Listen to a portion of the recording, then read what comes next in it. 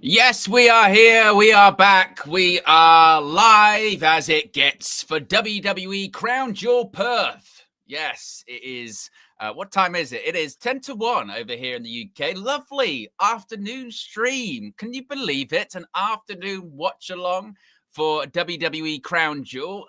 Lovely. We could get used to this. At a time that Manchester United isn't playing as well, the last few watch alongs have been chaotic, to say the very least, haven't they? When it comes to, I mean, my goodness, we've been doing like multi streams, just it's a bit of madness, but we don't have to do that today. We can just relax. Watch WWE's latest PLE. I don't know if I can say enjoy it, but we'll see what happens. We've got some big matches on tap. WWE Crown Jewel Perth gets underway in 9 minutes' time. You guessed it, Perth, Western Australia, the RAC Arena. We got 5 matches on the card, as per usual, as per a Paul Triple H Lebec PLE. And we got some big ones. We've got the Crown Jewel Championships being determined. We've got the last ever meeting between John Cena and AJ Styles. We've got Rhea Ripley in action. We've got Roman Reigns in action as well, in an Australian street fight, and possibly other stuff happening as well. So be sure to smash the like button if you haven't already. I'm still getting used to this new, for those that don't know, the back end of YouTube, all of the sort of the way that I would usually check just to see the streams going and blah blah blah. It's all changed recently, and I'm not sure if I like it at the moment. There's more tabs involved. Which is a bit frustrating. But yes, if you haven't already, click the like button. Be sure to subscribe to Wrestling News 365, as you can see right there. We are less than 400 subscribers to go until 25k. The aim is to get to 25k in 2025. I mean, that was the new aim. Around WrestleMania time, the aim for the year was to get to 20k. We did that. My goodness me, have we done that? So we're on our way to 25k, quarter of the way to getting a silver plaque. One day for Wrestling News Free. One day. So if you haven't already, be sure to subscribe. I can see people in the chat. Austin's in there. One of the members, moderators, says, yo, O-Dog and chat. Smash a like on the way in. Indeed. Big up Ridwan. Ridwan's always in there over on United View as well. Says, good afternoon. Good afternoon, sir. Matty Les says, got my wine ready. I mean, where are you in the world, Matty? I mean, not that there's a problem. I'm not judging at all. I've got the Monster, you know. I don't really need it this time around. You know, as I always say, if there is an energy drink that does wish to sponsor these streams, you know, reach out. Get in touch. I'm not a difficult man to find. I don't really need it for this one, but it's just nice to have there anyway. You know, it's a bit of a security blanket. I don't know what that says about me. I'm not sure. I'm really interested to see how the American audience takes to this, because what is the time, for instance? There's time in New York at the moment. New York time right now. I mean, well, you know, it's nearly 8 o'clock in the morning. That's not terrible, is it? Actually, I thought, even for us over here in the UK, if we had to get up at 8 a.m. to watch a PLE, that would still be fine. That'd be no problem at all, would it? So yeah, it's not too bad. I mean, I suppose, that's in New York, though, to be fair. What we're talking about here, let's say, yeah, you know, other places. If you're in, say, like Denver, you know, then you're getting close to 6 a.m. If you're in, say, Los Angeles, yeah, it's nearly 5 a.m. It's a difficult one. Maybe it's a bit of a, they'll maybe tune in for the main event or something like that. Perhaps. Austin says 6:53 in Wisconsin. Yeah, it's a bit more, you know, so when you get into sort of Midwest territories, yeah, maybe. Larry says, just say hi from Alabama. Hi, Larry, in Alabama. But if you are in the United States and you do want to watch Crown Jewel, you can on ESPN. Yeah, it's an ESPN on their direct-to-consumer streaming app. You can watch it then. You might say, I can't afford that, Owen. I've got Peacock, I've got Disney, I've got Netflix, I've got Discovery, I've got Paramount. I've got all of these different streaming services. Well, I'll tell you. I'll say you can watch it on Netflix, just like how I'm going to watch it. I'm watching it on Netflix over here in the UK, like I watch all of my WWE stuff on Netflix over here in the UK. That's right. Raw, SmackDown, NXT, main roster PLEs, including this one, NXT PLEs, plus we get Saturday night's main event for free on YouTube. Yeah, we just watch it for free. Same with the AAA shows, actually, all for free on YouTube. So John Cena's retirement match for us here in the UK, we watch for free on YouTube, Saturday night's main event in December. You, if you are not in the UK, can do so too. All you got to do, get a VPN right there in the sidebar. You can scan that QR code. Links in the video description. It's pinned in the comment. Oh, it's not pinned in the comment section. It's pinned in the chat. And you can use our link. You can save yourself some money. You can get a VPN. Then all you have to do is change your location to over here in the UK. And then your Netflix app will update itself accordingly, and it'll be like, here's all the WWE stuff that you can watch. So you can save yourself some money. You can support the channel in the process. I can actually see on my sort of NordVPN thing that I've got here that people have been using the link, and people have been getting NordVPN subscriptions over the last few days, or really ever since WrestlePalooza. So thank you very, very much. Like I said, it's another great way to support the channel, and also you save yourself some money, and you can watch all of your WWE content in one place. So yes, shout out to everyone that has used that. Not necessarily just in the United States. People from all around the world use it. I've got NordVPN. It's very, very good. It's very, very good. Yes, Matty Ladd says he's in London, just afternoon drinks. Well, no problem. It's a weekend. Enjoy yourself. Enjoy yourself, Matty. That's why you're a lad. What else are we saying here in the chat? Steffi Jakes has been working. Time for a break. And Steffi also says, I shared your link with my new colleagues. Oh, you've got a new job, Steffi. Congratulations. Congratulations on the new job. I'm sure everyone in the chat will pass on their congratulations as well. Just very quickly, let's go through the matches, because we've got 3 minutes before the show kicks off. Not that actually it's going to turn straight to the top of the hour and we're just going to have wrestling all the way through. It's a WWE PLE, for goodness sake, isn't it? We won't have our first match actually probably until about past, usually how these things go. We've got a tag team match. We got Rhea Ripley. It's a homecoming for her, teaming up with Io Sky against the Kabuki Warriors. It's a vehicle to get Rhea Ripley onto the show. She is one of WWE's biggest stars, obviously from Australia. So a homecoming for her, no doubt. They'll win this match unless they're going to try and sort of spin off into a feud between Rhea and Io, but we've seen that earlier this year. So Rhea Ripley and Io Sky, for me, get the victory in this one against the Kabuki Warriors. We then have the Australian Street Fight. It is the OTC number 1, Roman Reigns, facing off against the Tribal Thief once again in Big Bronson Reed, except this time Reed is in his home country. He's in Australia too.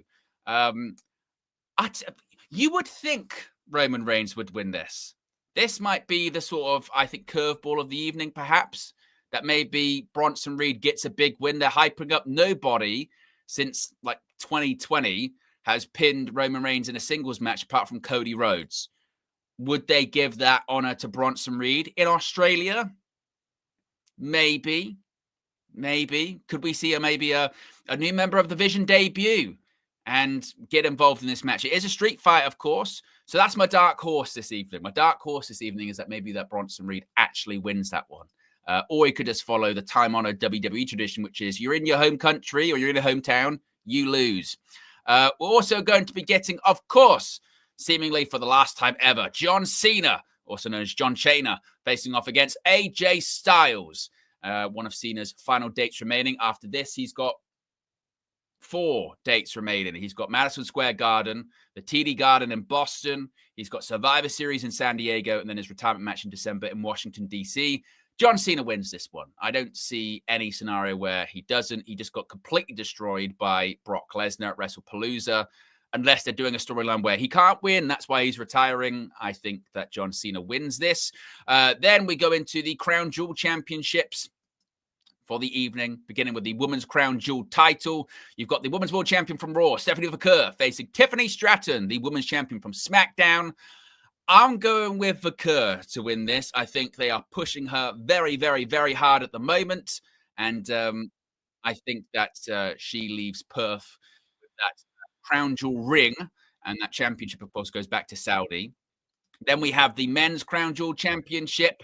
It is Cody Rhodes going up against Seth Rollins.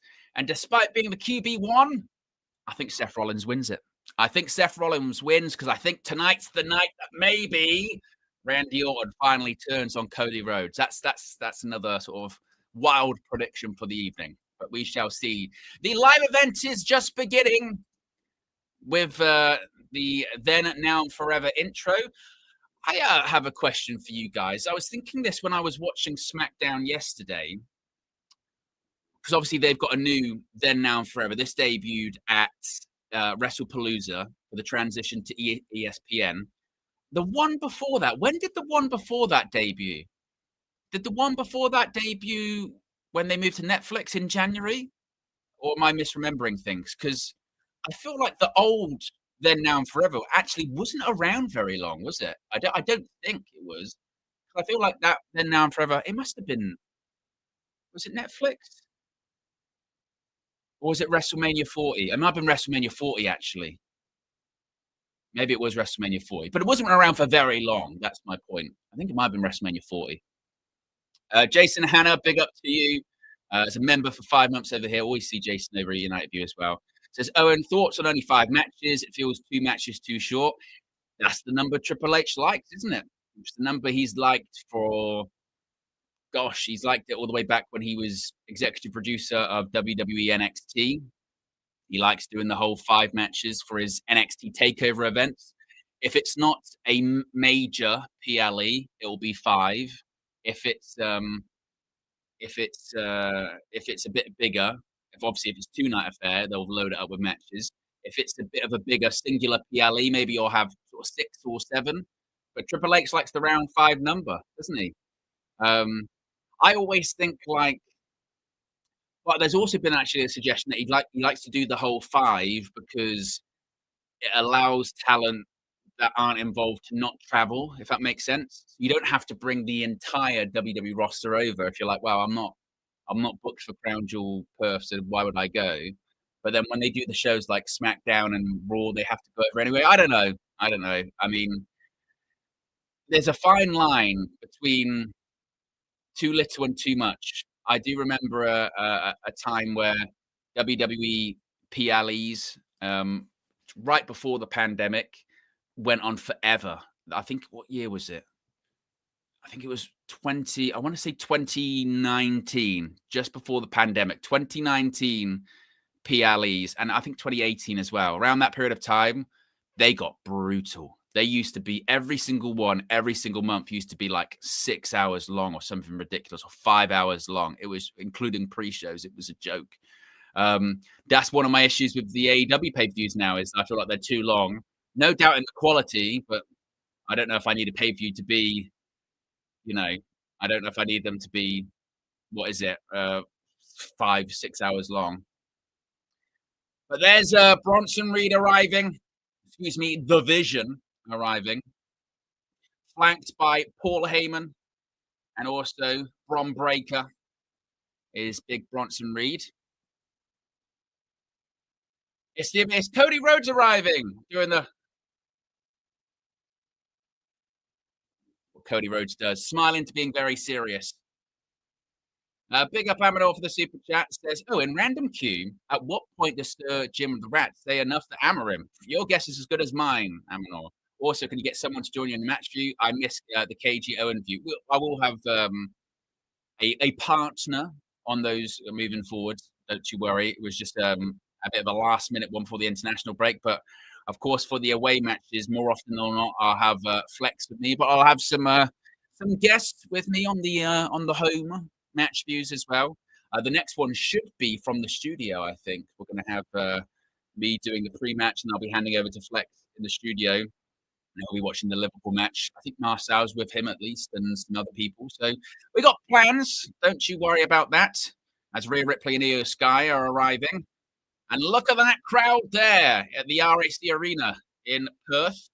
Look at all of those yellow shirts. All of those yellow shirts. Your eyes are not mistaken. They are not minions. This is not a Despicable Me fan club or meeting. They're all shirts for one man, John Cena. That just goes to show the popularity. That's when you've got shirts that are a very unique and bright color. A very unique and bright color. You can see them very easily, can't you? And you see how popular John Cena is for that crowd. My goodness. Seth Jenks says DJ and you owns the best I will be reaching out to DJ as well. Like I said, I think particularly the home games, I'll probably have a bit of a revolving uh, guest host. But yes, they do look like minions, don't they, Montana? Hey, Cena's making bank with this retirement tour. Not that he needs it, my goodness me. But think of the shirts. Think of the shirt sales. Think of the merch sales.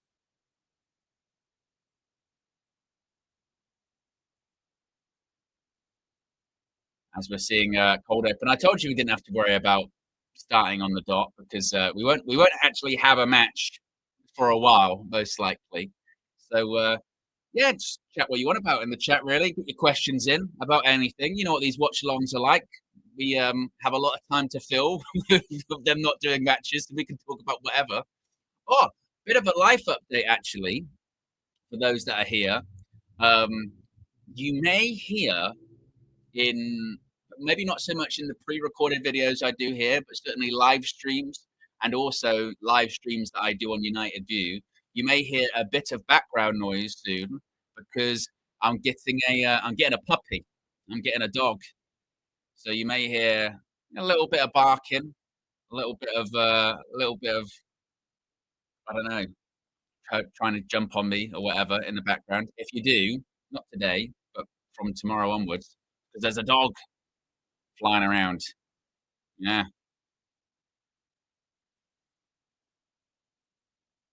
As Rhea Ripley's doing this cold open, talking about being loud. I mean, they're playing already. They're trying to sort of, I guess, tell the fans, you want to sing that Roman Reigns song? Please don't. I don't know if I can take it. I don't know if I can take it as bad as the commercials that we get for PLEs now. I know, Matty. That's probably the closest I'll be to becoming one. Ugh. Um, what breed? It's a Cavapoo. She's very, very small. She's tiny, bigger than that, obviously, but very small. And maybe there will be a dog reveal in the future. Maybe, maybe. And look at the pyro. The pyro goes off inside the RAC arena for Crown Jewel Perth.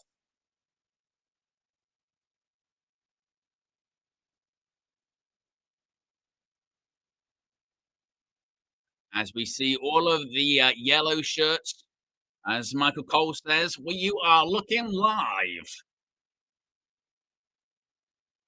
Sold out 13,683. And look at all of those yellow shirts. My word.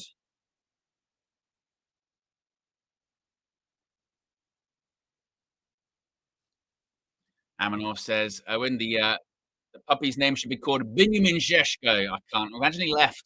Or he's it's always a risk. If you ever go down the route of naming them after football players, it's always a nightmare. Well, we're beginning with the Australian street fight. Looks like Roman Reigns has learnt from the likes of Brock Lesnar that if you're not the main event, you go on first. That's the best spot to go in on. I'm not the main event. Right, I'm going first. I'm going out first. When the crowd's hot. But here comes Orzilla.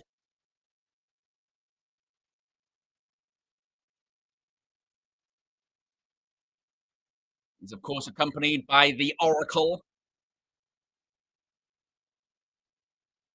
I mentioned this before. Since he returned from his injury, Bronson Reed does look to be in arguably the shape of his career. It looks like he has actually dropped quite a bit of weight and put on a little bit of muscle as well. He looks to be in great shape, Bronson Reed. I'm a big Bronson Reed fan. I think he's his athleticism, the things that he can do for a man of his size is incredibly impressive.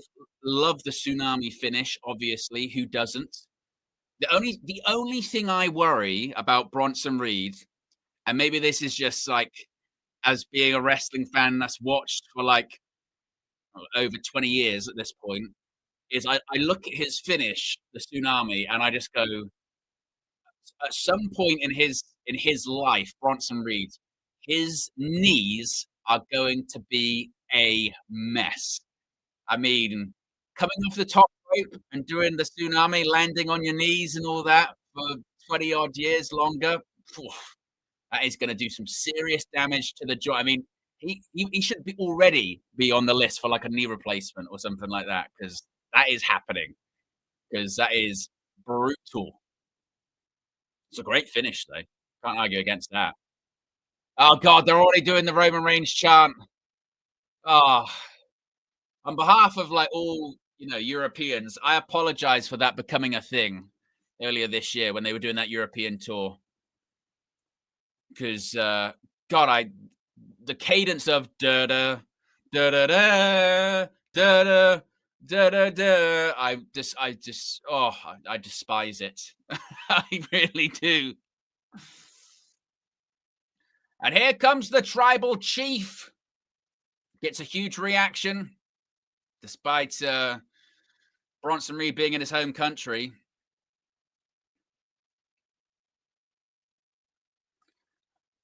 But good that we've got a bit of a custom set. I mean, I know it's the same one they used for SmackDown last night, but it's better than just the LED boards. I mean, I know it still kind of is, but at least it's something a bit different than the norm. I mean, the days of, say, the SmackDown Fist or what other amazing ones do they have? The Bad Blood Teardrop, well, Blood Drop, as of course Roman gets the pyro. When doesn't he?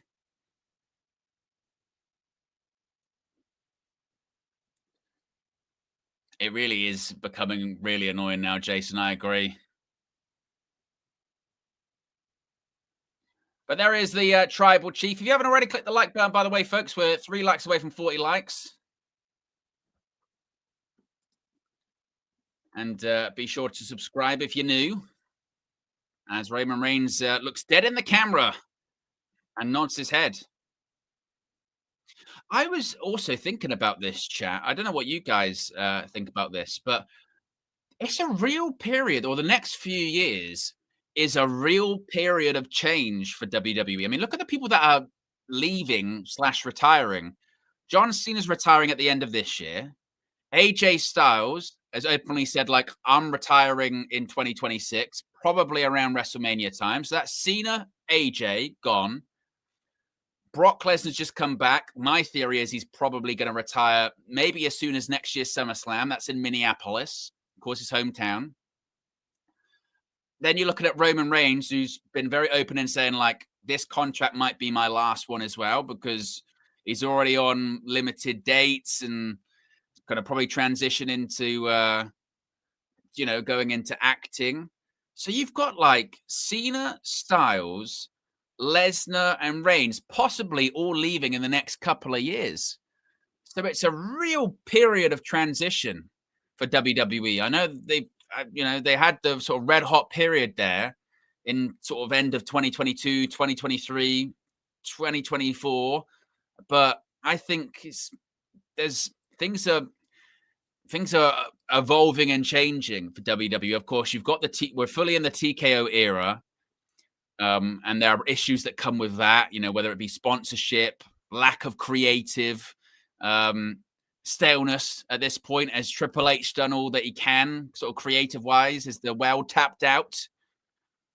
And then you might have a lot of stars, moving on as more pyro goes off.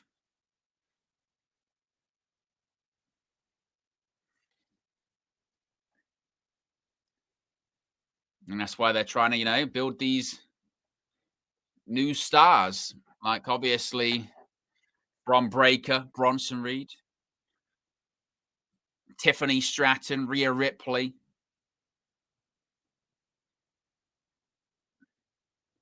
That is a lot of yellow shirts. It's like watching an Australian football match, isn't it? Oh, God, I hate that chant.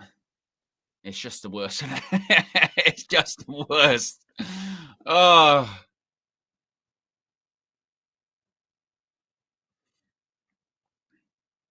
Jacob Fatu, yeah, another one. I mean, Drew McIntyre sticking around for a while. They re-signed him last year, didn't they? The bell rings. We are underway. It is Roman Reigns versus Bronson Reed. No home field advantage for Bronson Reed, seemingly. The crowd are firmly behind the tribal chief.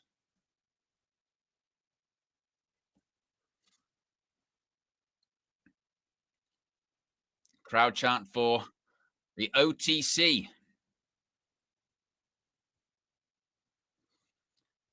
Big up to Kenny Fan TV. Only based in Australia or around that part of the world. So it's normal time for you.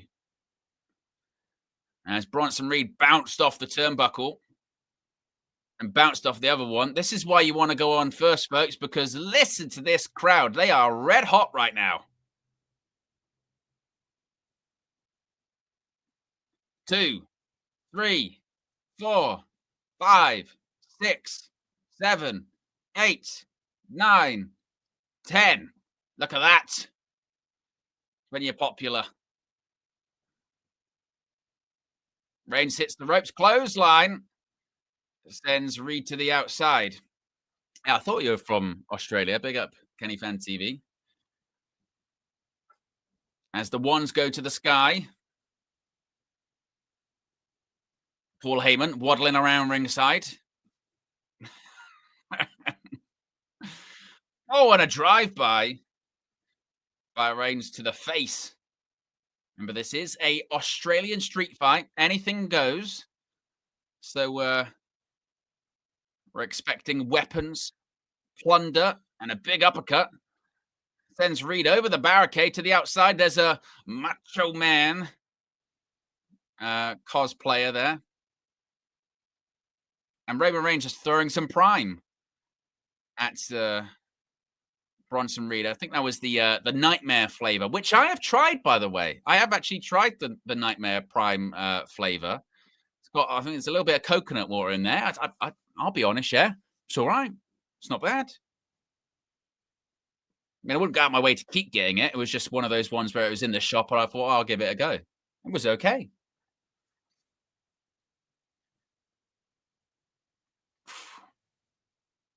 And a bit of a trading back and forth of right hands here between Reigns and Reed, but Reigns very much in control as they brawl throughout the WWE universe. And there's a trash can off the back of Roman Reigns' opponent, Bronson Reed.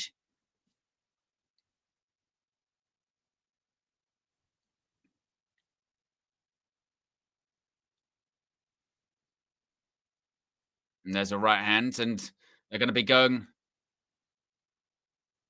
Oh, we're going to get some censors. The crowd are chanting, F him up, Roman, F him up.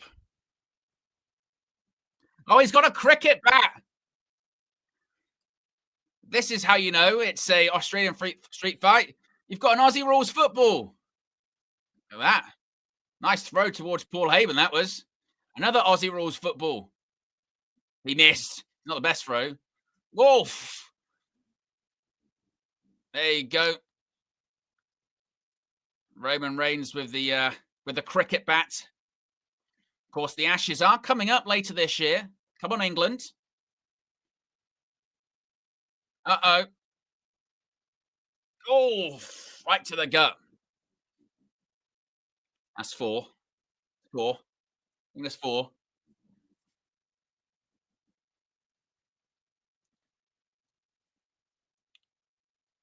And Roman getting serenaded with chants of OTC. Much better than the Roman Reigns chant. Oh, and a big splash by Bronson Reed.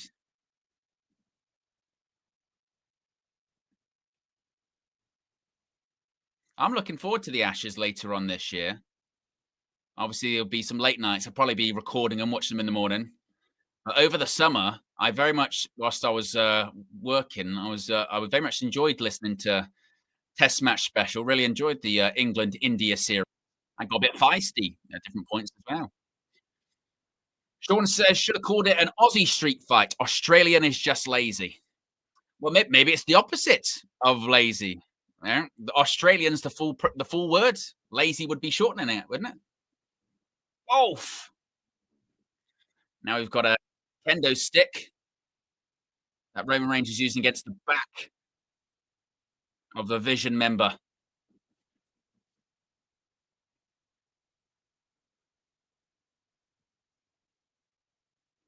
Look at the swordsmanship by the tribal chief. Ridwan says, I can't get into cricket. I find it boring. I'd play it though. You know what I would recommend if you haven't? Go to like a cricket match. Go to a cricket game, whether it's just a one dayer 2020 or just one day in a test match. Oh, Reigns has got a microphone here. He's going to speak. He's going to speak. What's he going to say?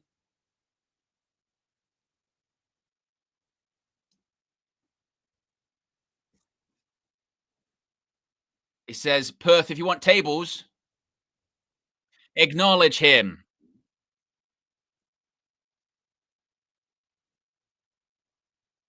I mean, I'm not in Perth, but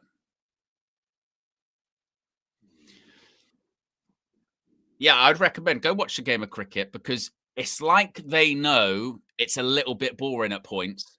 So there's so much shit you can do in and around the ground. They got loads of things you can do.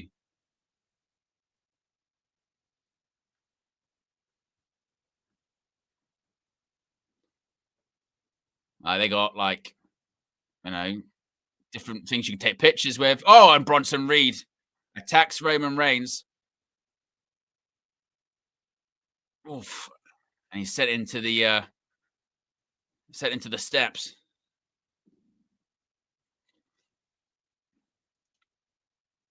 Yeah, I saw that, Jason. They looks like Australia's going to have some absences. We've got England have got Archer back now as well. Made his return, didn't he, in the India series? You would have thought, Ridwan, wouldn't you, of someone that has the American football history that Roman Reigns does, of course, played for the Georgia Bulldogs, didn't he? Um, that he would be very good at throwing an Aussie rules football. Not so much. His Aussie rule throw isn't great.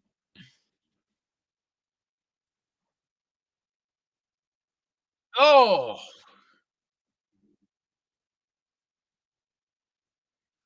here you go. Steel steps again by Bronson Reed right to the face of Roman Reigns.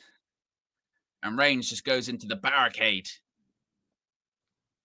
We're 9 likes away from 50 likes, by the way, guys. If you haven't already, click that like button and be sure to subscribe.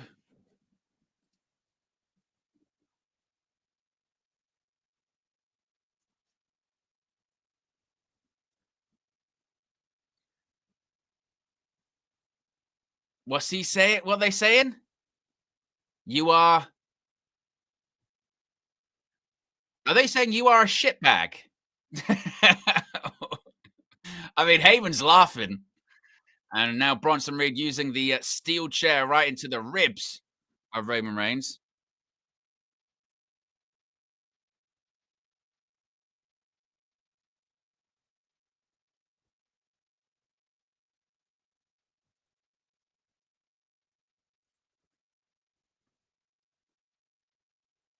Crowd continued to chant OTC.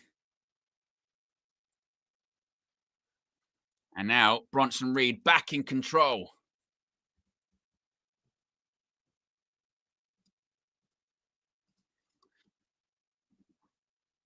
Oof, and there's another one. Bronson Reed now in control. And look at that, just driving the top of the chair into the ribs, into the gut of Roman Reigns. Of course, Reigns maybe still has sore ribs after the attack in Clash in Paris. Also, Roman Reigns has a history of having a hernia, if you recall, very early in Roman Reigns' career. When was it? It was 2014. 2014, Roman Reigns had hernia surgery. That's why he missed that famous Survivor Series match with where Sting made his debut. Of course, Dolph Ziggler was the last one standing there. It was actually meant to be Roman Reigns, but he was injured. Uh-oh, Samoan drop by Reigns. Oh, onto the steel chair. There's a cover. 2. Oh, and he kicks out.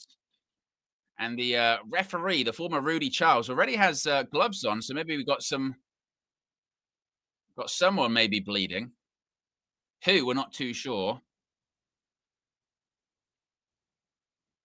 But both men down in the middle of the ring. This is WWE Crown Jewel Perth. Look at Paul Heyman just grab the remains of that steel chair. Completely just flattened. I feel like it's me, but I feel like more yellow shirts keep appearing. Like by the time Cena has his match, the crowd will be entirely in yellow shirts. I feel like they more appear by the second. There's a clothesline by Roman Reigns. He just bounces off Bronson Reed. There's another. Nope. He will not move. A third one, perhaps. Nope.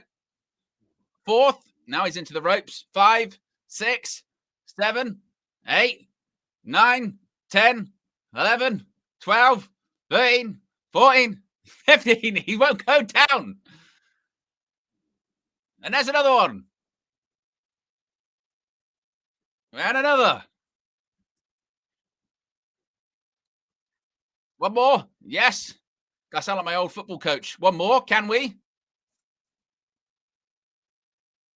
Gonna go. Oh, well, he's not gonna go out the ring.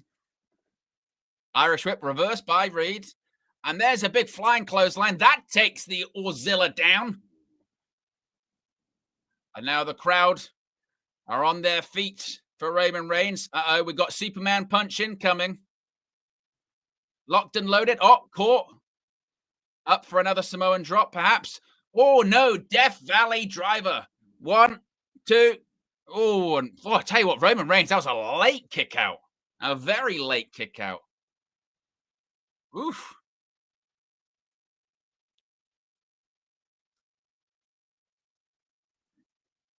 That caught. And then into that Death Valley driver. It's very true, Sean. Cena sold out the joint without any story. Well, it was a couple of tweets. But that's what Cena's been doing the whole year with this whole retirement thing, right? As bad as the creative has been, and at points it's been pretty dire. The fact you can just go, John Cena's last match in this city, it will sell out, isn't it? Whether it's St. Louis, whether it's Paris, whether it's Perth, wherever it may be. Crowd telling Bronson Reed to read the sign. It says, "Stop! In the name of love." No, it doesn't say that. Maybe in tiny writing underneath the stop. Uh-oh. Uranagi. Oh, lands on that stop sign. There's the cover. 2. Oh, and Roman Reigns kicks out at 2.5 once again. We've got close to 80 people watching. Really appreciate everyone tuning in at this early, maybe late time, depending on where you are. If you haven't already, click that like button. We are 6 likes away from 50 likes. We've got 80 people watching. Be sure to subscribe as well, as you can see in the bottom left. Oh, he goes for a senton, Bronson Reed, but he lands on that stop sign. Yeah, if you haven't already, be sure to subscribe. Less than 400 to go until 25K.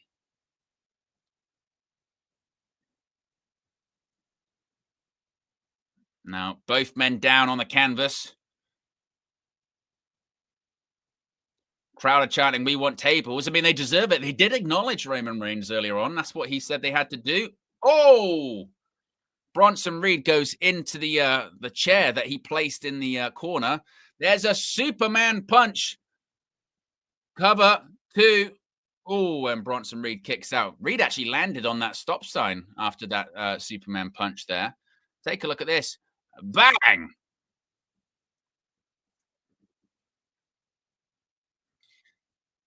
I tell you what, WWE cameras or directors, they love a reset. What's known in the industry as a reset, where they go to a wide shot of the crowd, both people are down, they flicker the lights. Reigns maybe going for the He went for the ooh, and literally as soon as he did it, Bronson Reed just fell on his ass and got out of the ring. I don't blame him. I'd have done the same thing too. I mean, when you think about it, why would you tell everyone you're just about to do your finishing move? Smart. But I think, uh-oh, he's doing the pose on the outside of the ring. What is he thinking? He's going to try and build head of steam. What we getting? Oh, what a spear by Bron Breakker. Look at that. Of course, remember, this is all perfectly real. Real, if only. Still real to me, damn it. Legal, I meant. That's a Freudian slip. It's all very real. Still real to me, damn. Legal. It's still completely legal. Uh-oh, we're going to get a shield bomb. Oh, and a power bomb through the table.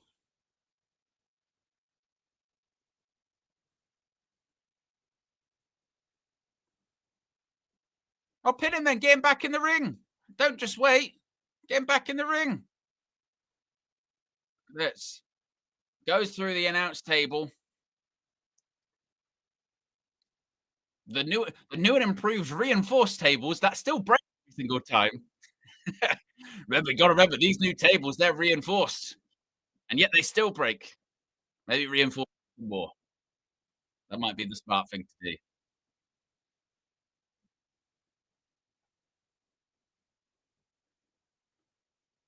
Well, the crowd are chanting "Yeet" for Jey Uso. We've got a Slim Jim table in the ring, which is, of course, more devastating than your regular table. Slim Jim tables are far more devastating. And here comes Jey Uso. Of course, well, it's not just Jey, it's Jimmy as well. It's both of them. Here come the Usos.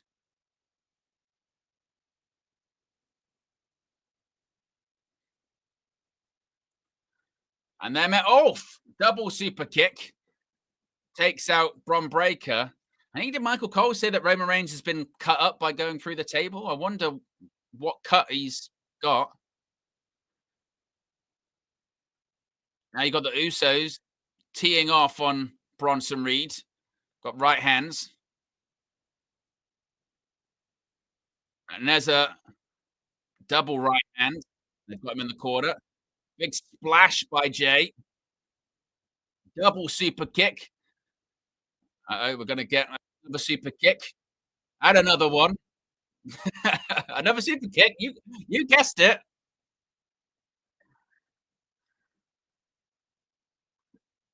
And it looks like maybe we're going to get running hip attacks in both corners.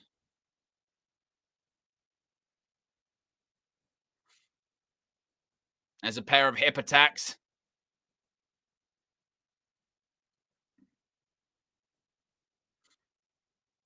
They're saying Roman Reigns' arm has been sliced open. There's the 1D.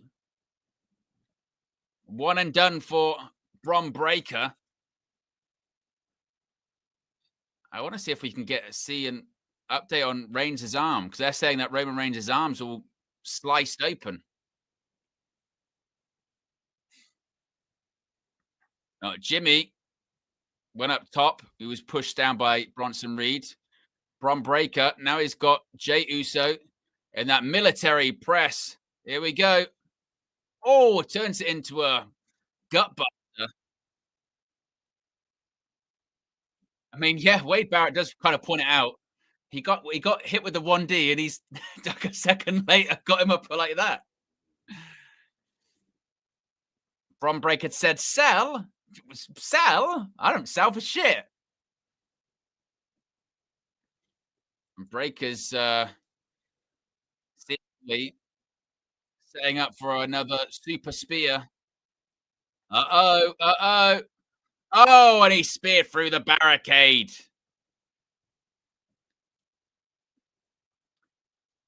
The spear through the barricade might be one of the most overdone spots, like in wrestling. It might be. I swear, like, we get a spear through the barricade at least once or twice a month at this point. Uh-oh. Looks like Bronson Reed thinking tsunami. He's not even in the match, Jey Uso. Oh, Roman Reigns, Superman punch. Maybe we'll get a better look at the state of his arm. There's another Superman punch.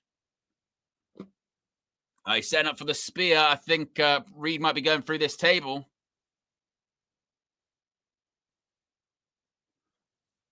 Oh, Superman punch to Bron Breakker. Bronson Reed's got him up on the shoulders. Oh, they're through the table. Oh, Reigns trying to fight out. Spear. Oh! Jey Uso just speared Roman Reigns through the table. Jey Uso, you son of a bitch. What have you done? What have you done? Was it an accident? Oh, there's a spear by Bron Breakker to Jey. Uh-oh. This isn't good. Tsunami! 1, 2, 3. What did I say earlier on? I said I thought that Bronson Reed would win this one. This was my dark horse. I said that I felt that this was my dark horse, that Bronson Reed would beat Roman Reigns, and that is exactly what has happened. Paul Heyman's not the Oracle. This man right here is. Bronson Reed has pinned Roman Reigns. The only man to pin Roman Reigns in a singles match in about 5 years is Cody Rhodes. That's it. What a victory. What a win. And if you thought that, the vision's just about Bron Breakker, the vision's just about Seth Rollins and Bronson Reed's just the muscle. Nope. That is a massive win for Bronson Reed. Arguably in WWE nowadays, Roman Reigns and Cody, if you beat one of them, that's as big as it gets.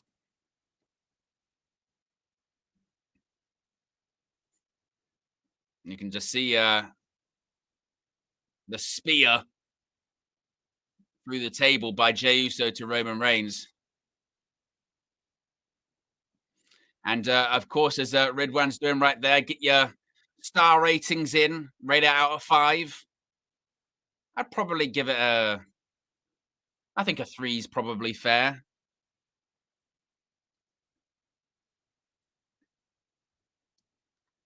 I'd probably give it a 3. I think 3 out of 5's a fair one. Ridwan gives it a 3. Matty Lad gives it a 3.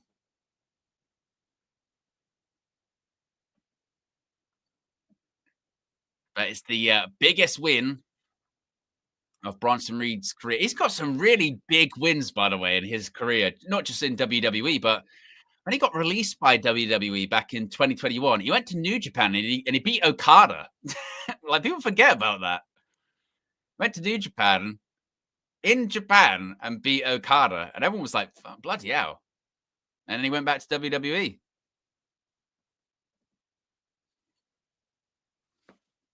So we could be getting a bit of a post-match angle here. Roman Reigns giving a bit of a look to the Usos.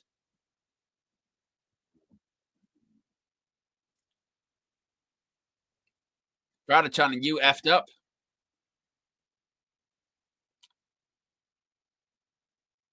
The whole world thinks I can't do shit on my own.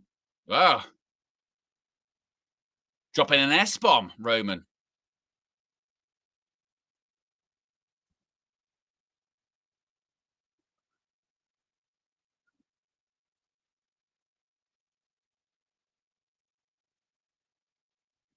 Are we getting more Bloodline Saga? Is that what we're getting? Only works when we win. Told you that before. It only works one way.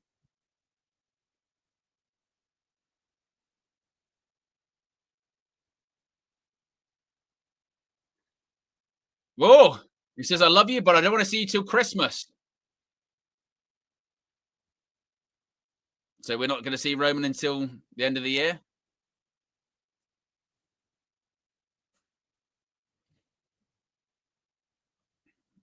Mm. Crowd are chanting, someone's in trouble.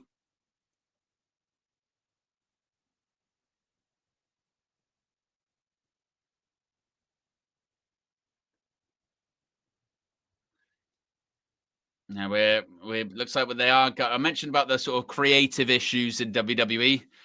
Go back to what was working, to the Bloodline Saga stuff again. Get Jimmy and Jay involved with Roman. That's what they're doing.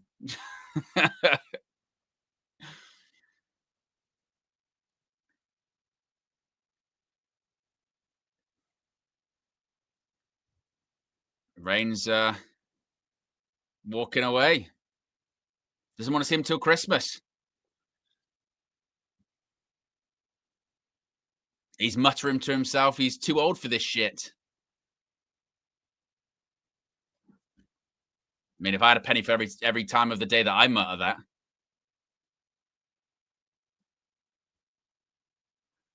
Jey Uso just Jey Uso looks pretty pissed. Jey Uso says, "I'm out too." I mean, he does that, doesn't he? And now Jay's leaving. Hopefully, this is the end of Yeats. That would be terrific, wouldn't it?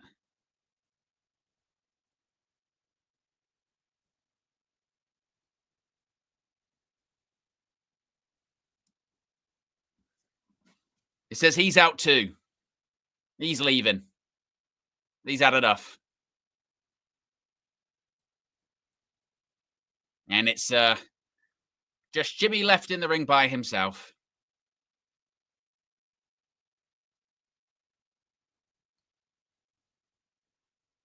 Doesn't look to be in a yeeting mood. Mm. We see what happens with those developments as they see the Crown Jewel Championships there. Jason with another super chat. Appreciate you, Jason, for all your super chats. Really does mean a lot. Says, Owen, did you see that botch on SmackDown a couple of weeks ago in the Women's Championship match? I did. It was a complete mess, wasn't it? With Stratton and Nia Jax and Jade Cargill. What a mess indeed. Are we going to be getting the Women's Crown Jewel Championship match next? Looks like that's what we're going to be getting, maybe. Or we're going to have to deal with commercials again. I forgot about this. Maybe we will. I think that's the match coming up next, but we'll wait to change the graphic. What advert's this about? Uh, Redman says these bouts are fire. They're massive, aren't they? They're huge. Those titles. And I didn't realize. So obviously, the championships they go. They stay in they don't stay in Australia. They go to Saudi. Oh, we do getting ads. Ugh. Um, yeah, they go back to Saudi because they're housed in what's it called? The WWE Experience, I think it is in Riyadh. It's part of the Riyadh season thing over there. But the winners do get to keep the crown jewel ring. So there's not only the bout, which is the giant bout that you get, but also the crown jewel ring, which is this big, like diamond encrusted ring. So Triple H, I saw him do his interview earlier with Kathy Kelly. He says they get to keep the ring. So yes, we've got close to 8 people still watching. If you haven't already, click that like button. We've got 55 likes. Let's see if we can get to 60 next. Yes, if you haven't already, click that like button and be sure to subscribe. It does look like we are going to be getting the Women's Crown Jewel Championship match up next. So with that being said, let me make sure I've got the graphic. There you go. With the Women's Crown Jewel title right there, you can see it. Like I said, it is. Those sort of pictures don't even really do it justice. They are huge. Like the bout, Liv Morgan won it last year, and the title genuinely was like nearly the size of Liv Morgan. It was absolutely massive. So we will be seeing who is going to be leaving with that. My prediction was Stephanie Vaquer. I think Vaquer wins this one. They are very much pushing Stephanie Vaquer at the moment, aren't they? She's her popularity is skyrocketing, to say the least. So I think Stephanie Vaquer leaves this one with the Crown Jewel Championship. Indeed. Montana says, Owen, where did you get the newest wrestlers' PNGs from? Just Google. Just Google. Yeah. And then maybe even put on there, like, that they've ones that have been added in the last week or so, or should be able to find them. People do the Lord's work with all of that. Yeah, so the first match, if you are just joining us, because you might be of the same mindset that a lot of people like, which is, what? There's a WWE PLE going on right now, and it's where I am, either, if you're in the UK or Europe or whatever, you go, it's only 1:45, or if you're in the United States, it's very early in the morning. What's going on? Yes, it is Crown Jewel Perth, and the first match has just been completed. A major upset as Big Bronson Reed defeats Roman Reigns. Yes, or Zilla has pinned the tribal chief. And afterwards, Roman Reigns has scolded his cousins, Jimmy and Jey Uso, and said, I don't want to see you till Christmas. So he's there's problems building and bubbling in the bloodline.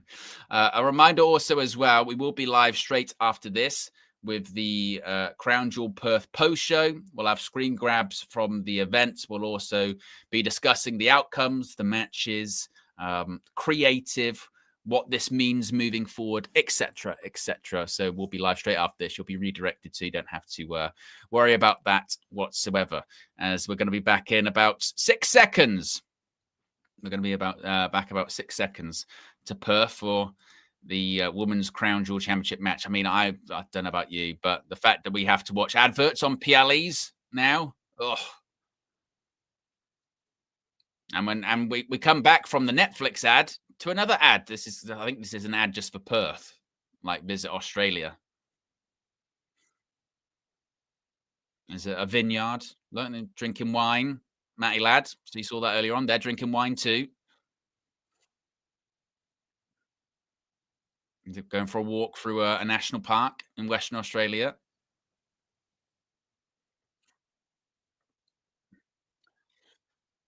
And there you go. WrestleMania 42 tickets are now on sale. 2-day combo tickets on sale. So you can go to WrestleMania next year. All you've got to do is make sure you've got a spare, I don't know, like 30 grand laying around, and maybe you can go to WrestleMania, right? Oh, my goodness. The ticket prices are just out of control for WWE events.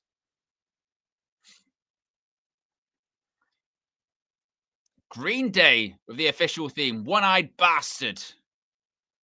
Hey, can't be a bit of Green Day.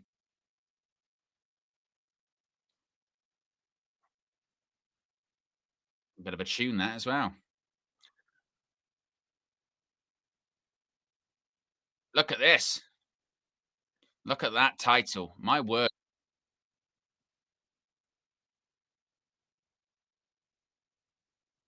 That is a beautiful title, that.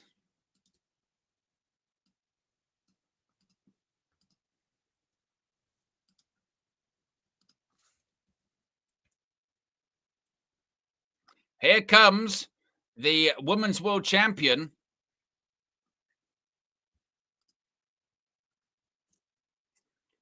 It's a bit of a weird one, that. They just kind of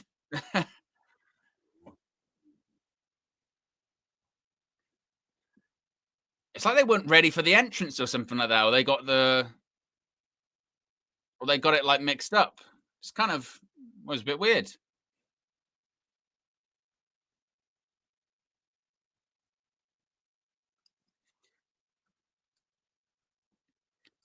But here comes Stephanie Vaquer. She only just won the Women's World Championship, defeating Io Sky at WrestlePalooza. Exactly, Montana. All you've got to do is win the lotto, and you can watch WrestleMania. Big up Sam in the chat, says, hi, Owen, long-time UV fan here. First WWE watch along with you. Loving your work. I very much appreciate you joining us, Sam. Appreciate the support over here and on UV, of course. As Vaquer with the crown jewel, women's crown jewel championship behind her, is in the ring. I tell you what did make me laugh is I don't know if you guys saw this. Stephanie Vaquer recently got a tattoo. She recently got a tattoo. Um, it's kind of you know her whole gimmick. She comes out with the horns, and on her Titantron, she's got the horns. Uh, she got basically the horns tattooed on the back of her neck, and people went into meltdown on social media. I don't know if I like this, or should she do this? You should go like it's a tattoo. It's not a big deal. Here's Tiffany Stratton.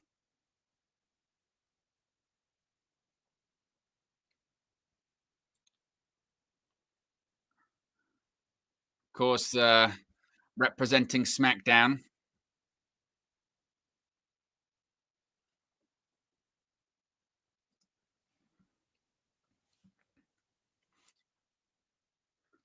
I tell you what, maybe I'm a miserable or becoming a miserable old man, but I wish that Tiffany Stratton would maybe not lean as much onto the "It's Tiffy time" catchphrase.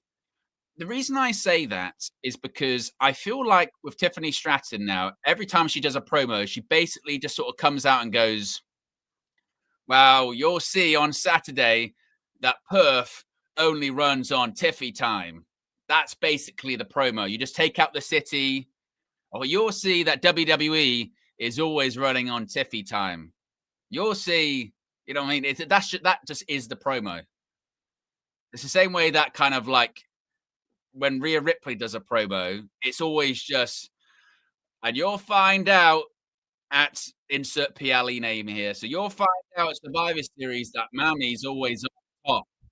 And you go, please, writers, can we come up with something a bit more substantive in the promo than just the catchphrase?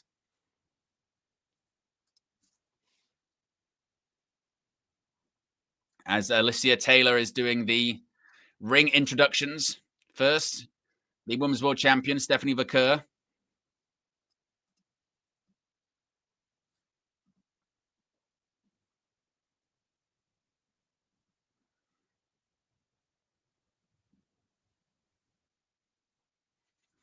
And next, it's the introduction for Tiffany Stratton. Of course, the Women's Champion. 2 likes away from 60 likes.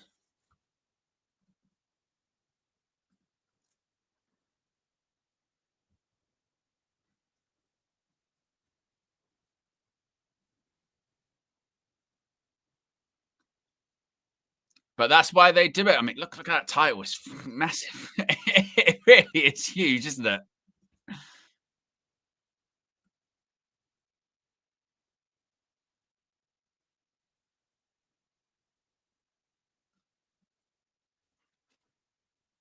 The Women's Crown Jewel Champion with about 1,000,000 diamonds.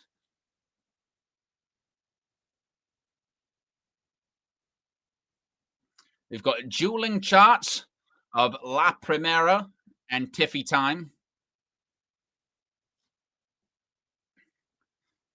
You can get your late predictions in. I'm still going with Stephanie Vaquer.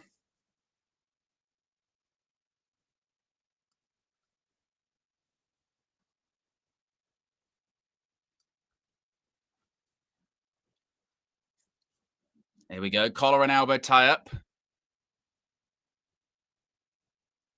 Look at this. Vaquer in control.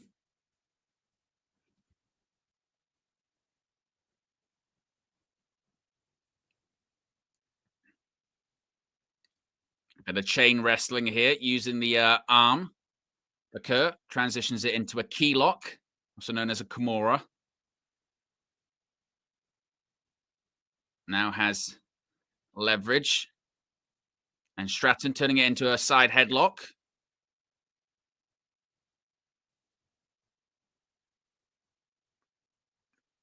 And Vaquer now control of the arm once again.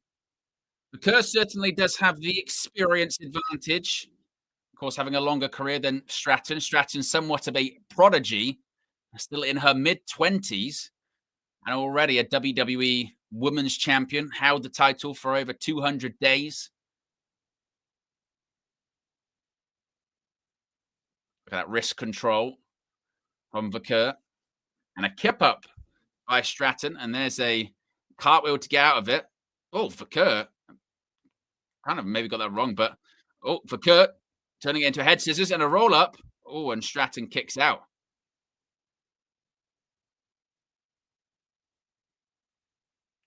Now roll up attempt by Stratton. Yeah, just a little bit. Yeah, maybe just a little bit of not miscommunication, but just a few spots there where maybe they were trying to go a bit too quickly. Zigging when the other was zagging. Like that kick out. There was a kick out, it kind of kicked, I think, Stratton in the head. And Stratton's putting out the hand. Kerr was saying no, and there's a side headlock.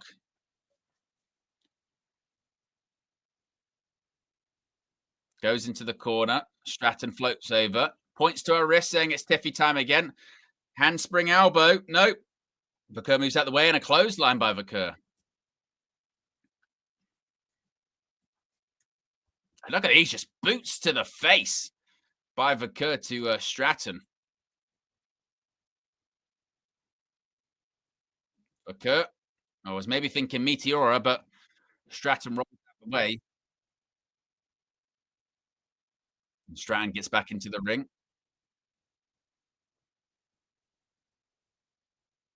There's an Irish whip. Drop kick. Stratton. Maybe was she thinking of 619? There's a super kick. Cover. 2. You can see the drone cam inside the RAC arena.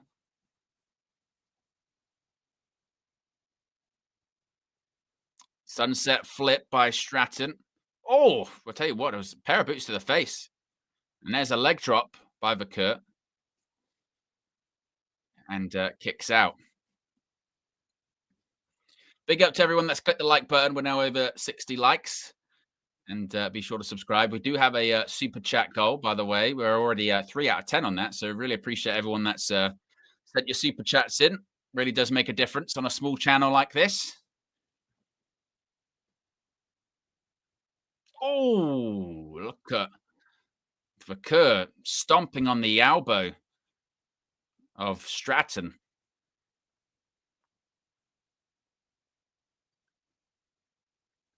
And Stratton went for that boot, and look at Vaquer here. Look at this.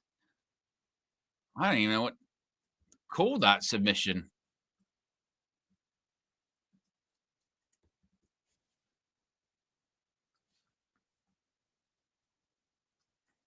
And Stratton fighting out of it.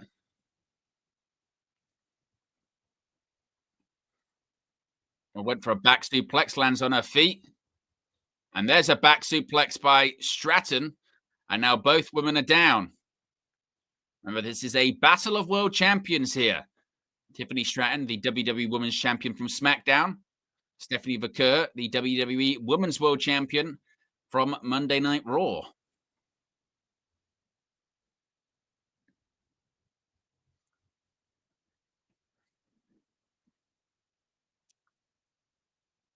Oh, there's a clothesline by Stratton.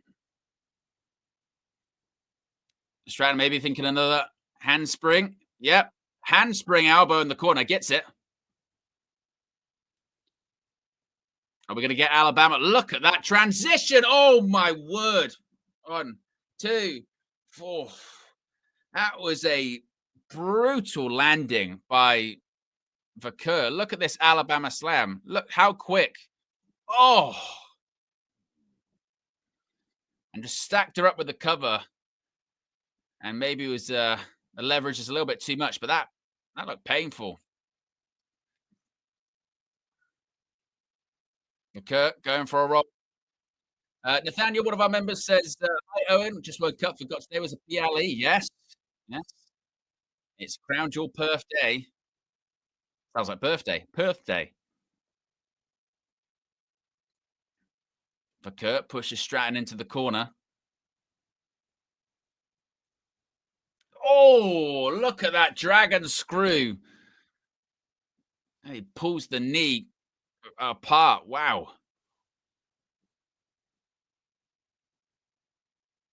And there's that meteor in the corner by Vakur. Cover two. Oof. And Stratton kicks out. That's what I do love about everything just looks very, very stiff, crisp. Look at that. Oh, nasty. Dragon screw.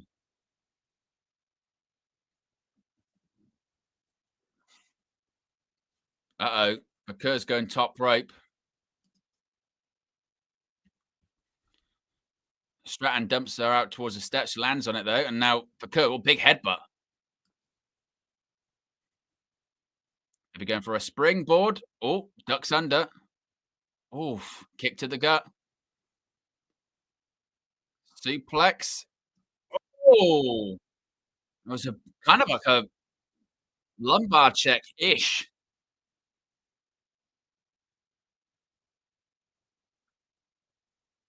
And it looked painful as both are down and the crowd trying to sort of will them both up here. They're sort of respecting the work ethic or the work rate. Prettiest moonsault ever. Oof. Stephanie Vakur counters. She's going to go for. There's another back suplex. Uh-oh, maybe we're going to get Devil's Kiss. Oh, roll up. Oh, they both kind of. Oh, and there's a big boot by Tiffany Stratton. Two. And Vakur kicks out.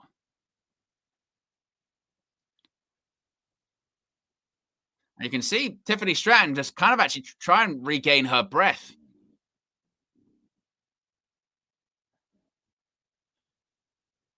It's getting Vakur back in the range for perhaps a swanton. Yep. Oh, and she got the knees up right to the back of her head. And now she's going to think Devil's Kiss, but ouch. Here we go. There's the somewhere Booker T is screaming very, very, very loudly.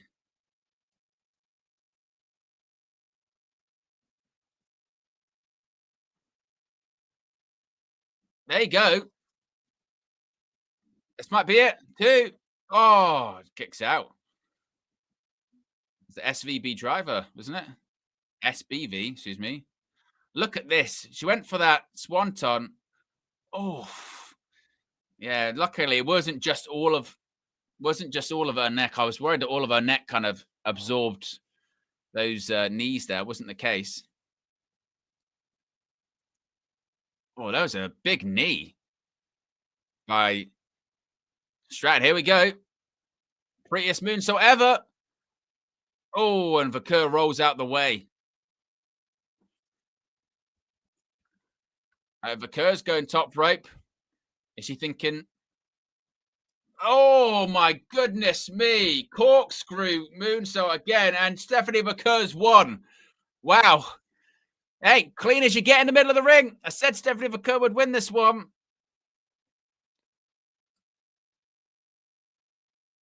She gets hit with the SBV driver. Stratton misses the prettiest moonsault ever. And Vakur hits that twist and corkscrew, and that's it. That match, to be honest, was a bit shorter than I thought it was going to be. The finish was very, very clean, wasn't it? Get your star ratings in for that one. What would I give that? Maybe another 3, perhaps. I did feel like there was. I did feel there was a few. I did feel there was quite a few communication issues maybe in there. Some things just didn't necessarily work. So I don't know. I'd give it like a 2.5, a 3, maybe ish.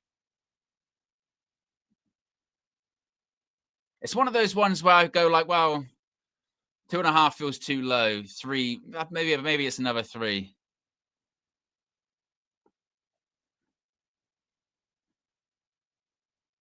But Bakur gets the victory. She's with Paul Triple H Levesque.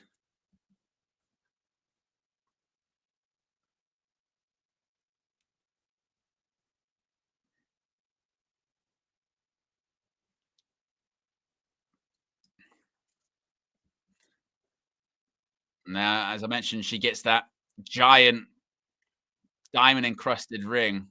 It's huge.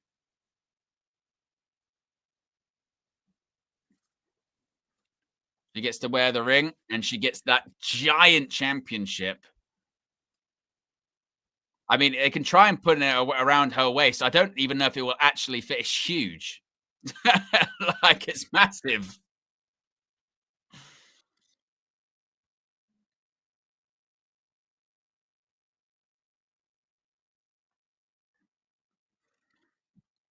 There you go. La Primera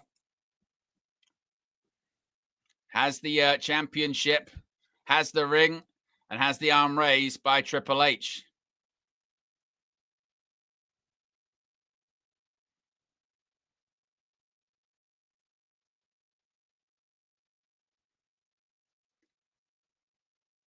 And she's nearly in tears.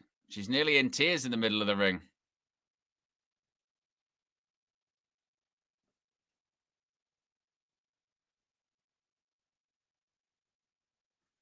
And Jackie Redmond is now having an interview.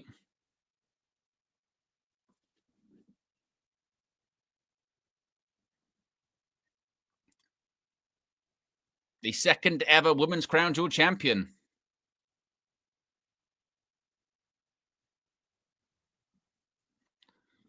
Crowd are chanting, "You deserve it."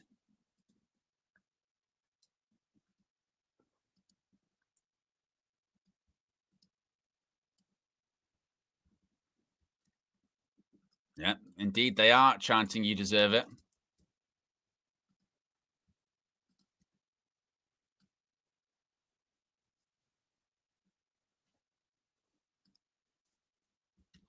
She says, "Tonight we made history together."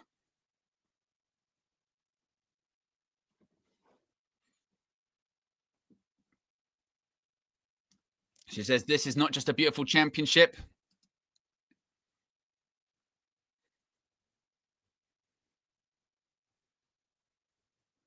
Says it represents the support, the love that you've given her."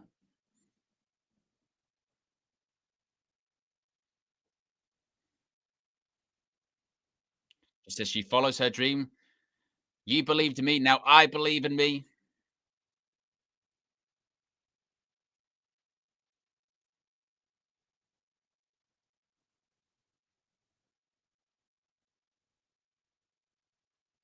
La Primera is the Women's World Champion and now Crown Jewel Champion. I would, to be fair, you know what I mean? I will always rate the ability to, in not your native language, talk like uh, speak in front of a crowd on a microphone in front of the world. Like, that is terrifying. So I'll always rate that. Like, it is not easy. That is not easy.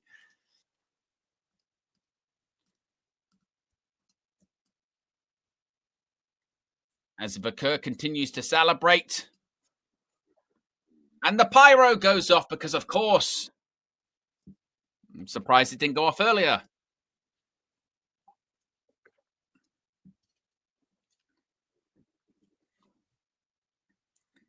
So I'm not doing too badly on my predictions so far this afternoon. Predicted Bronson Reed. Predicted Vakur. Speaking of Bronson Reed, there he is with Bron Breaker.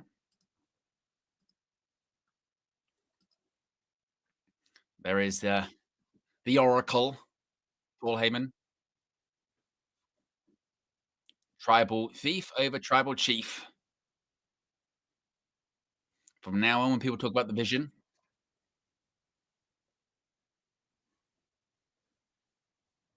they said when they talk about the future of the industry, they talk about both of you.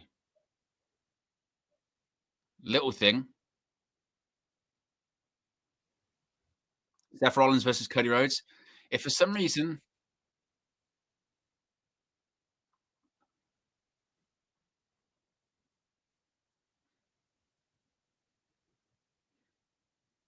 Paul Heyman says even if Seth Rollins begs to come out to help him, he shakes his head. It's a meritocracy. Seth Rollins is better or Cody Rhodes is better.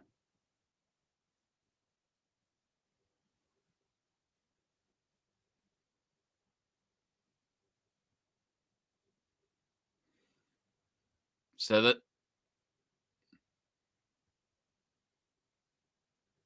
Bron Breakker says, what happens if Cody wins? Then what? Paul Heyman comes back.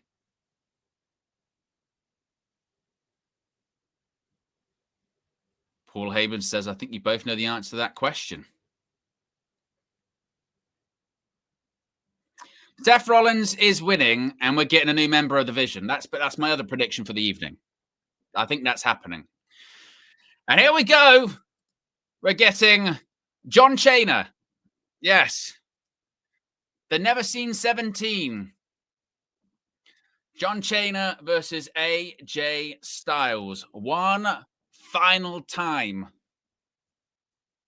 Oh, I love this song. Oh, Smashing Pumpkins. The world is a vampire. Oh,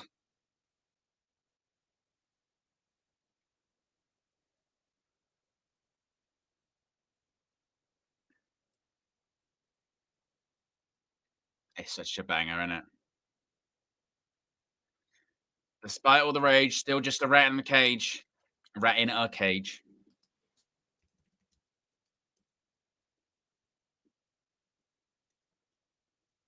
As they are showing the history.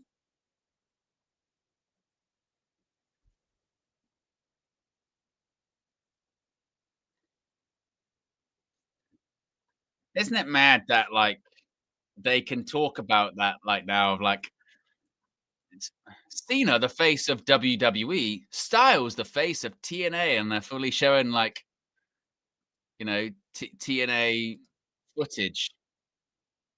Like that is just if you'd have asked someone if that was possible in say like 2008, 2009, you'd have been like, absolutely not, no way.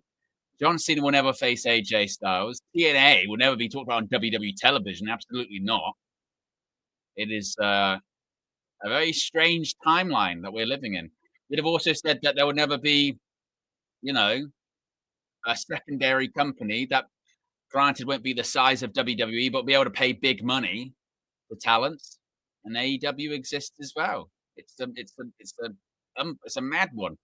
And you'd say, oh, and by the way, Vince McMahon doesn't run WWE. No, McMahon technically does. It's not even owned by them anymore. It's owned by another company. Well, the amount that's happened in that period of time, from say like 2008, when Styles is the face of TNA and Cena's the face of WWE to now is insane.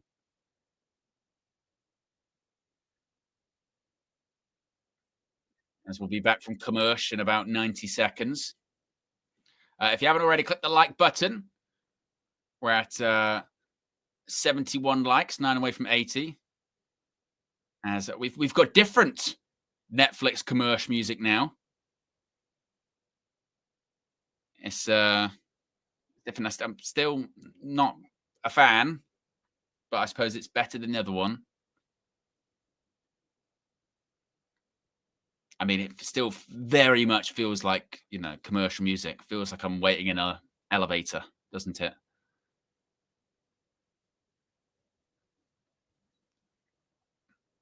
And it's still not ideal. Yeah, it's still not great. Yeah. Ridwan says less annoying music until it becomes annoying. Yeah, absolutely. Nathaniel says I'm in commercials as well. I just hate paying premium for the same amount of commercials as someone who has basic ESPN. It's so annoying, isn't it? It's just. I mean, I thought the whole point, of back in the day, the whole point of a pay per view or now a premium live event is you didn't deal with commercials, did you? Or if you did, they were like related to what you were watching and very short. Now you pay extra for a PLE. And then the worst thing is you come back from commercial with another commercial. I'm looking at these collegiate or college football title bouts. And you did hear on was it yesterday on UV? Flex said that if Man United gets sold, I think it was, he's going to buy me a Manchester United WWE Championship. Maybe I need to sort of set the bar lower on that one.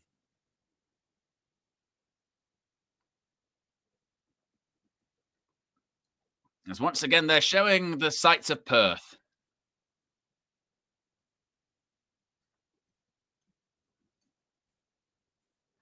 How lazy was that, by the way? Did you see those people?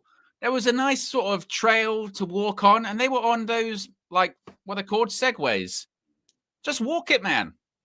Why you got to go on the segways? Get some exercise. Imagine that. Like, do you want to go out for a walk in nature? Or do you want to go out in nature and, see the sights? Yeah. All right. Let's go on something that will require us not to move at all. Hey, if you're on a bike, you're getting exercise. That's just like, come on.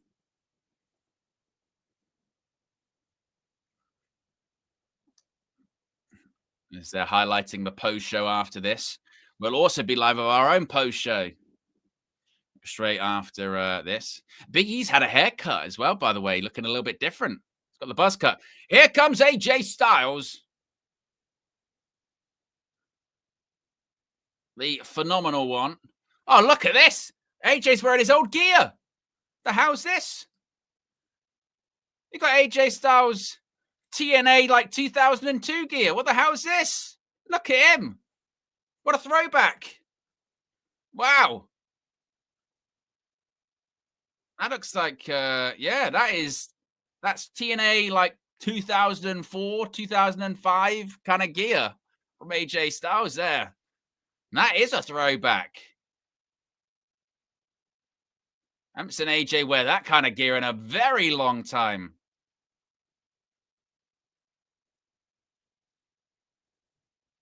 I mean, he's worn tights or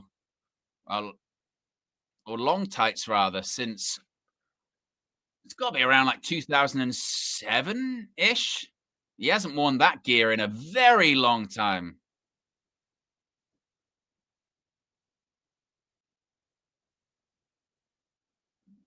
He's got a 2-2 career record against John Cena. Of course, they've had matches at the likes of SummerSlam,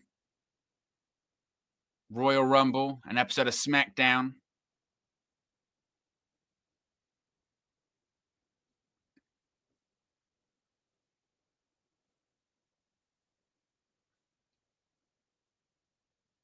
Yeah, this is very much old school. AJ. He's not even got gloves on. He's got no of the P1 gloves. This is it kind of looks a bit, to be honest, it looks a bit weird, AJ with the long hair in that gear. I'm so used to AJ like short hair, no beards, wearing that stuff. But classic style AJ.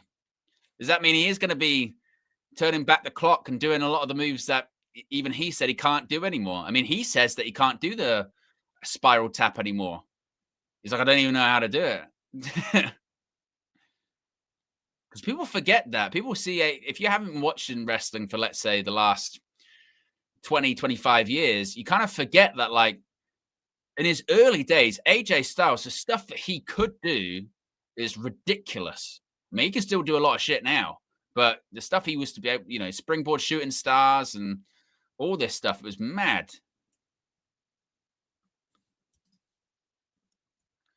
Oh, listen to that pop. Listen to that reaction for John Cena.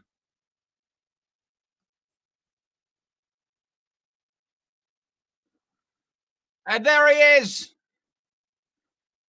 Cena in the Australian colours. The green, the yellow.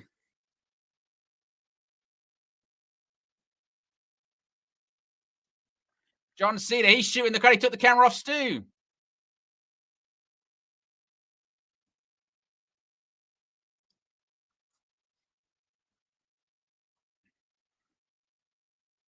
This crowd's going crazy. They're going to have them right there in the palm of their hands. I'm telling you. I'm telling you now, Fleck. The last time down under is now.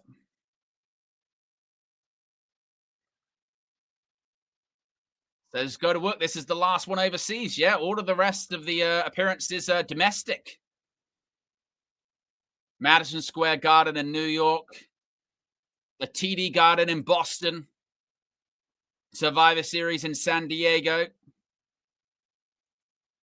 Oh, the crowd is loud. Of course, his retirement match is in Washington, D.C.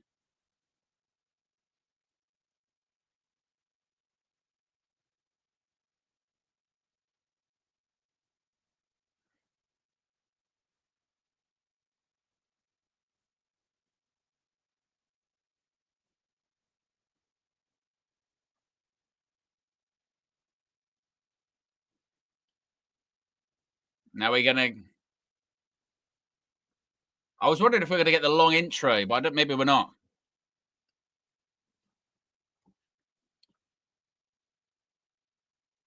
I tell you what, though, I mean, the scenario whereby John Cena and AJ Styles are retiring. I mean, that is my childhood's retiring. my, you know what I mean? My childhood is fully retiring.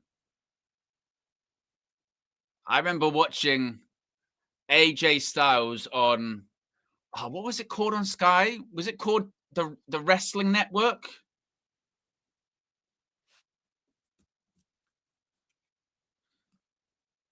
Or was it the Wrestling Channel? I think it was the Wrestling Channel on Sky. And they used to have TNA back in the day.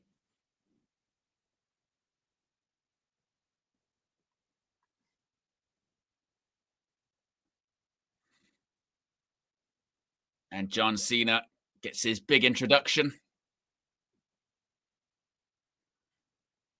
As we're 4 likes away from 80 likes. If you haven't already, click the like button. Cena, he's giving something to Alicia Taylor, try to say.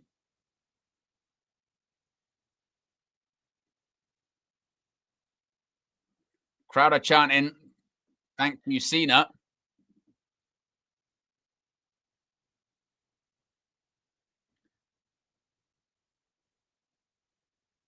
Listen to that crowd. Wow.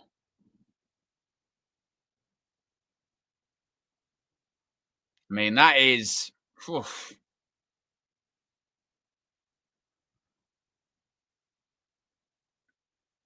What's being said here?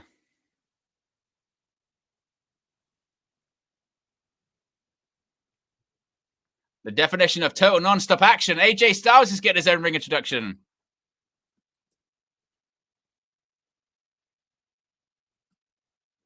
The ace and undisputed boss of the Bullet Club.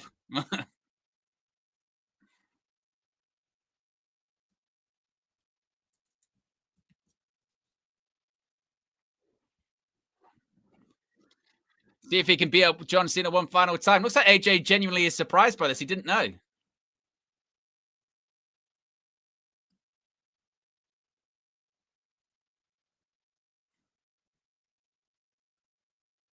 The phenomenal AJ Styles gets his own intro. See, this is what his retirement tour should have been. These matches that Cena's been having with like Cody at SummerSlam and Logan Paul, maybe not the Brock one, but this is what Cena's retirement tour should have been. not Travis Scott and The Rock, as the crowd chant, "Holy shit!" Big up Jamie, one of our moderators, members, chief hater, and regular super chatter, says Ric Flair drip, go woo on A. And the bell rings rolled away.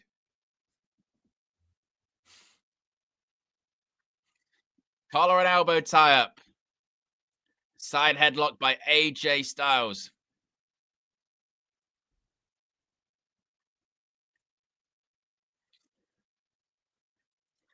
It does make me laugh though that they're like, there was no plans to have this match. There was definitely no plans to have this match. And it's kind of like, there wasn't there? There were plans to always have this match. AJ Styles sent into the ropes. Cena with a leapfrog. Oh, Cena went for an arm drag and AJ hung on.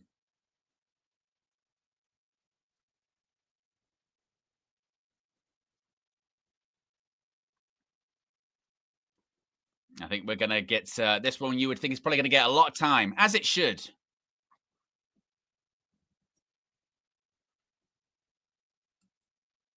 Crowd chanting, this is awesome. Oh, ducks under. Side headlock by John Cena.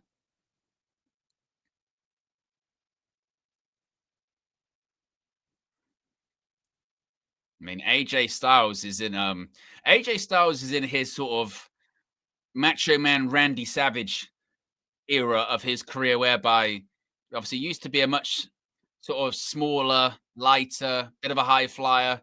But as he's got older, he's just got more and more jacked.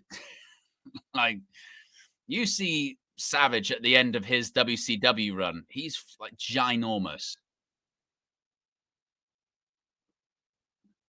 And AJ Styles with a bit of a taunt. And Cena with a wry smile on his face.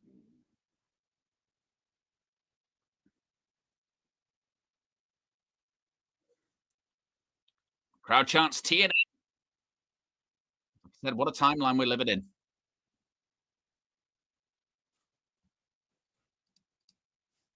Another collar and elbow tie up. Styles backing Cena up into the corner. The official, Ryan Tran, looking to a clean break. Let me get a clean break. Yeah. Crowd are chanting fight forever. Not because of this match. They're just huge fans of the AEW video game. No, I'm not sure if that's true.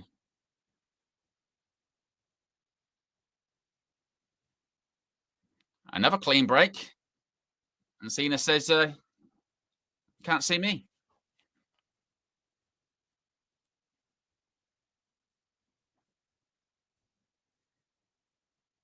Still in that kind of feeling out process here.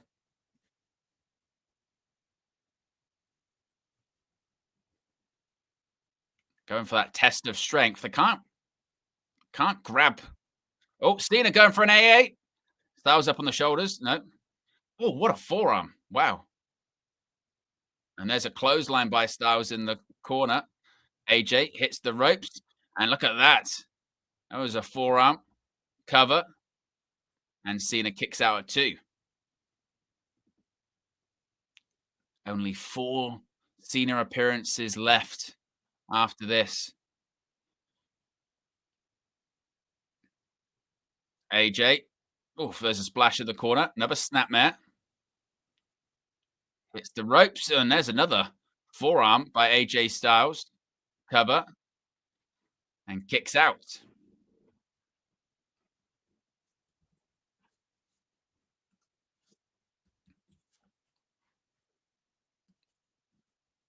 I mean, it does feel like, doesn't it? I mean, I hope this is similar to the Cody one, similar to the Logan Paul one, whereby it gets a lot of time, a lot of near falls.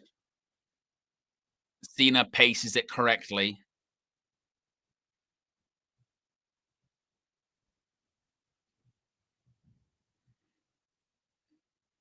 I mean, because AJ Styles has just had everything so far, hasn't he?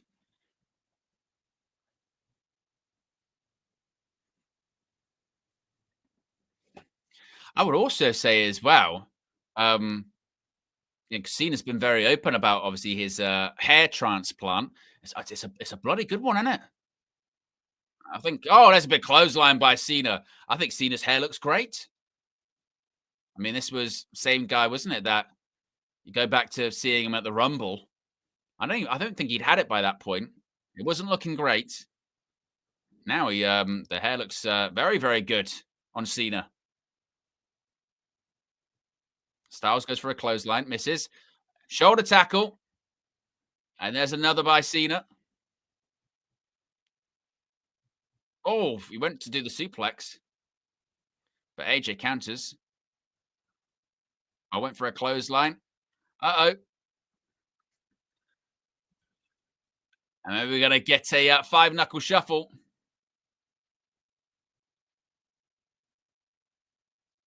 Oh, he went for a you can't see me. Styles countered. Was jumping Enzuigiri into the neck. Styles splash in the corner. Cena moves out the way.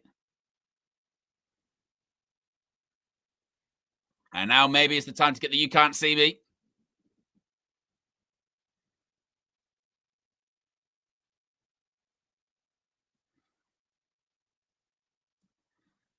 Look at how loud that is.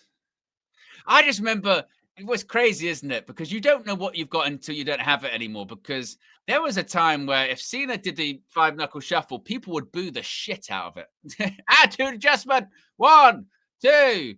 Styles gonna kick out.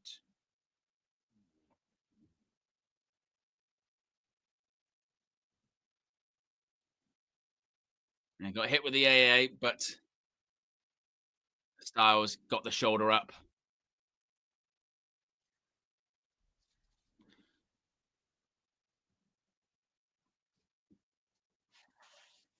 Crowd continued to chant. Is awesome. Jason says Cena talks so loud during matches. He doesn't care, does he? He's done it for years. Oh, Styles up on the shoulder of Cena. Look at this. Oh, look at that.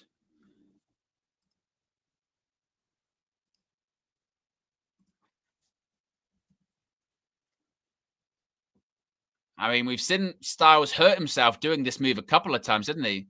That's how he hurt himself against Carmelo Hayes. The Ushigoroshi.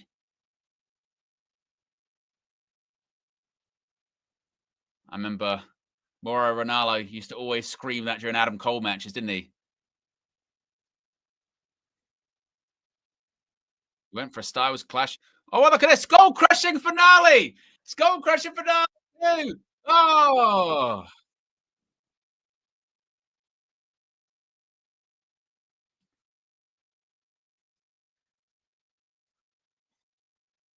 yeah. Of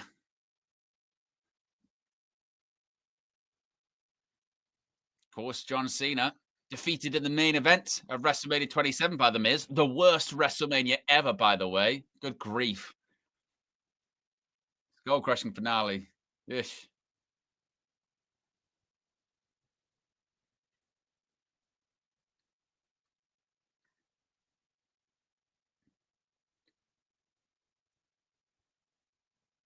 Dueling chants once again of Let's Go Cena and AJ Styles. Cena and Styles going to the top rope. Oh, Styles manages to get through. Uh-oh, he's up on the shoulders. Look at this. Oof. Cover. It's kind of a torture rack bomb. It wasn't enough to put Cena away. See it from this angle.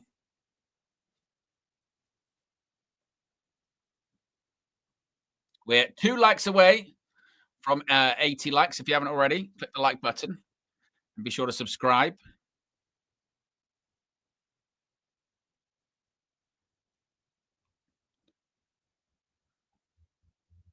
Styles, oof, splash. Oof. Yeah, Scorpion death drop by Styles. Interesting that Michael Cole would refer to it as a Scorpion death drop as well. Is Styles going to do something similar to Cena and steal the finishes of all of his great rivals, do an Angel's Wings, maybe what other great rivals did he have in TNA? So you could say Christopher Daniels, you could steal some from Samoa Joe. Uh-oh, Styles Clash. Oh, Cena counters into an STF. STF's locked in.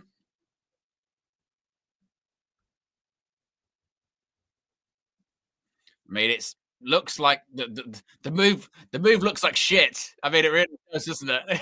See this STF's never looked that great. Styles turns into a crossface.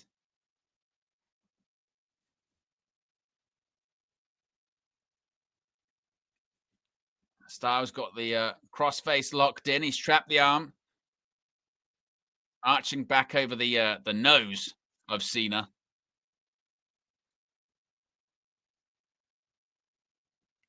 Oh, and look at this!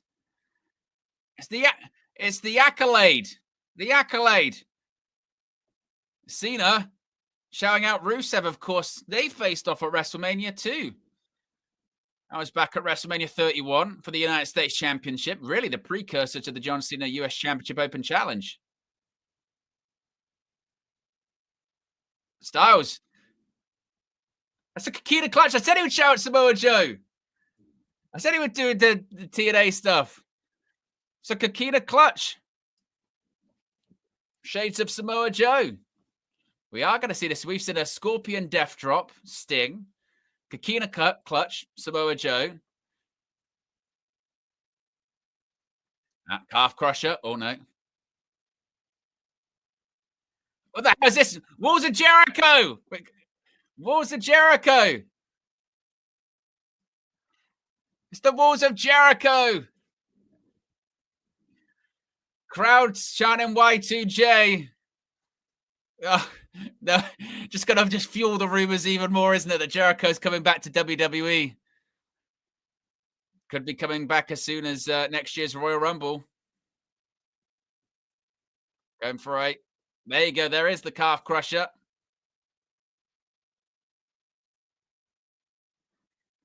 So we've seen in this match alone shout outs to The Miz, Rusev, Chris Jericho, Samoa Joe, Sting. All of AJ's, most of AJ's greatest opponents are all in AEW. Cena going for an STF, STF.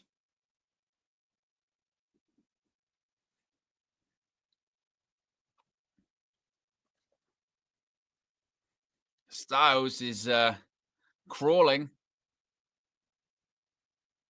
Cena pulls him back. Styles kicks Cena off into the ropes. Going for here. Here we go. Styles Clash. There's the Styles Clash. 1, 2. Oh, Cena kicks out.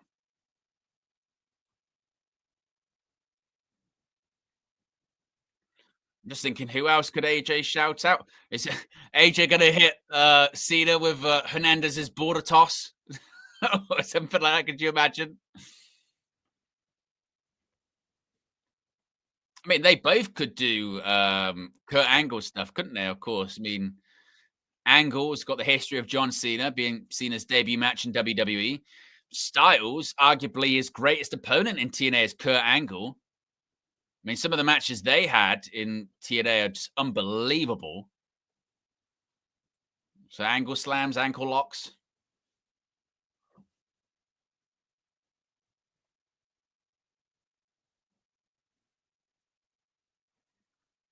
Styles may be thinking, phenomenal forearm. Here we go, phenomenal forearm. Oh, catches him. Oh, he's doing Sister Abigail. Sister Abigail. Kisses him on the forehead. Sister Abigail. 1, 2.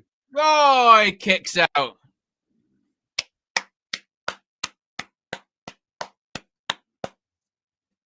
R.I.P. Bray. Of course, huge history there. The late Bray Wyatt, of course, faced John Cena at WrestleMania 30. And who did Bray Wyatt pin when he won his WWE Championship, his first WWE Championship? And look at that scene, the Fireflies. Oh man, goosebumps. Actual goosebumps. That actually gives me goosebumps. The Fireflies have arrived in Perth.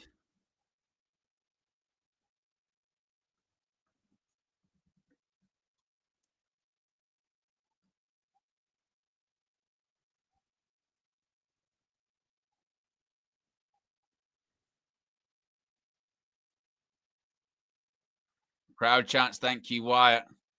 As I mentioned, Wyatt pinned AJ Styles in Elimination Chamber in 2017. Uh-oh, Angel's Wings! Angel's Wings! Christopher Daniels. And Cena kicks out. I said we got that Christopher Daniels shout out.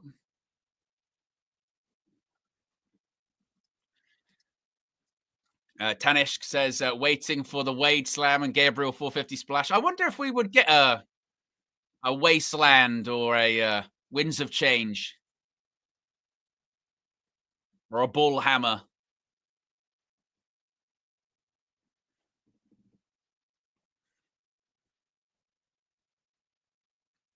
Yeah, Cena definitely moving because he went with this strategy from SummerSlam onwards. This like, well, every match I'm paying tribute to all of my opponents, doing the greatest hits. It's definitely the way to go. That kick right to the hamstring. Cena one uppercut.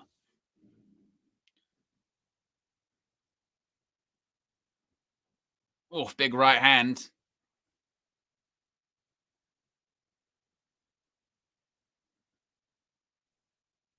There's another right hand to the gut.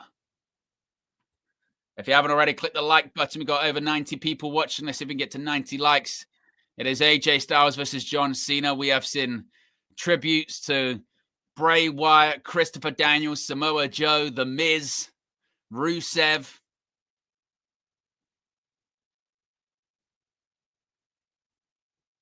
Uh-oh, another AA. Oof. Styles. Oh, Cena just drops Styles face first onto the canvas. Chris Jericho is in tributes to. He's going to do a pedigree. Oh, no. Oh, a Deadeye. A Deadeye. Shades of Hangman Page.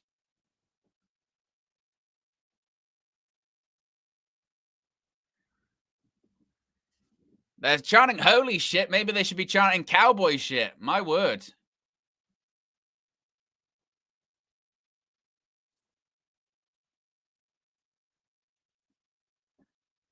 There's a Deadeye.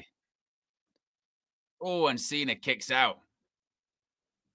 Well, you could say it's a Deadeye, but also actually it's probably a shout out to Frankie Kazarian, isn't it? Because I'm pretty sure Kazarian did that first in TNA, and of course we know how much close friends AJ Styles is with Frankie Kazarian. So I think that's more of a Kazarian move, actually. Of course, but AJ's got history with both. More history with Kazarian, certainly.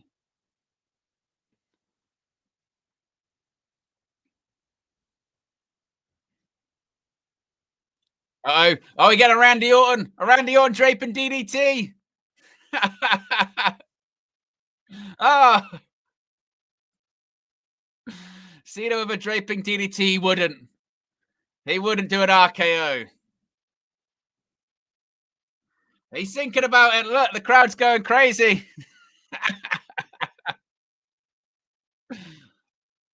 He's pounding on the canvas. Gonna go for an RKO. RKO! He did it! Cover! 1, 2. Oh, he kicked out. Oh. Oh. What a match.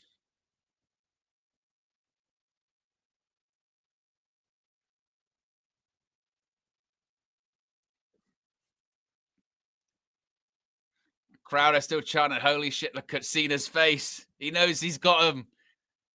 Is he thinking maybe a spear or is it a punt? Is he thinking a punt? He's thinking a punt. He is.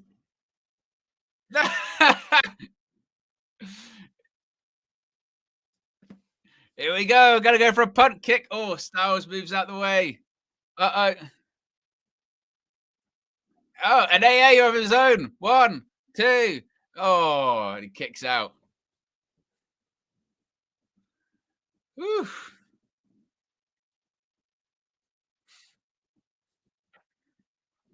Yeah. Wade Barrett's right. This is like in a WWE game where you just every move is a finisher.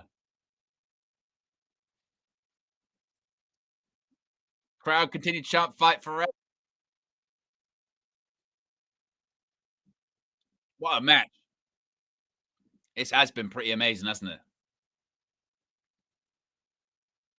Now what Styles thinking? Maybe I mean he's in the position for a springboard 450. I think is that maybe what he's thinking? Can Styles still do it? Oh, he's doing five knuckle shuffle. Oh, he caught him. He caught him. He's gonna do a choke slam. No. Oh, the choke slam. Choke slam. One, two. No, he kicked out. You've got more Undertaker moves you can do, Cena. Last ride, tombstone. I mean, of course, look, there's Undertaker history in this. Cena faced the Undertaker at WrestleMania 34 in a match that should have gone way longer. And of course, AJ Styles had the Undertaker's last ever match, the Boneyard match.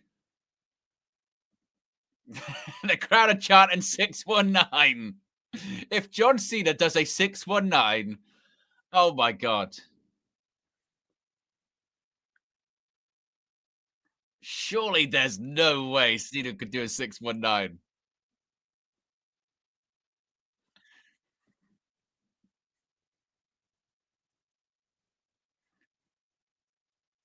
Oh, he's going to try it. Surely not. Surely not. 619. Oh, and he cut him off. But that's why Cena's the GOAT. Because Cena heard the crowd. He went, I'm going to go for it and cut me off. Ah, there's a kick. See, that's what happens if you listen to the crowd. There we go. Springboard 450. He's close, to be fair. I don't know how he's going to pull that off. Oh, he did. Oh, I mean, I thought he was close. He's landed on Cena's knee. Uh-oh. That would be a disaster if Cena got hurt.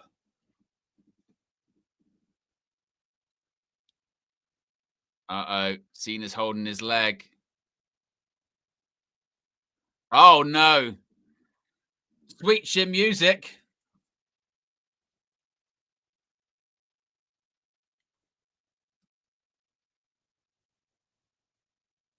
Yeah, sweet chin music.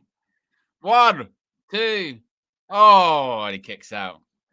That's the match AJ Styles has always wanted.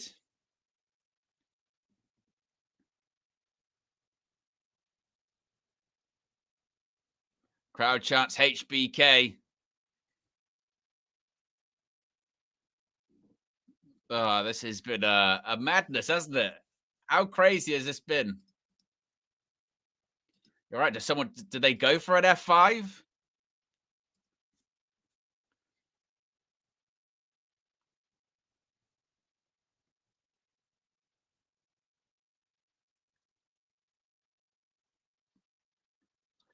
AJ thinking phenomenal forearm. I think so.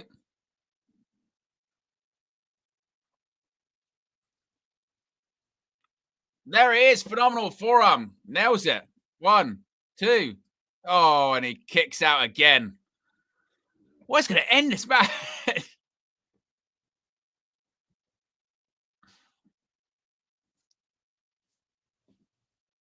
Oh,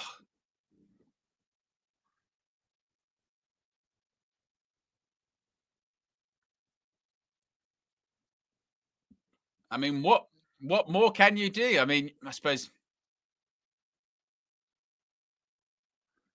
Oh, we're getting Daniel Bryan chants now. We're getting yes, yes, yes.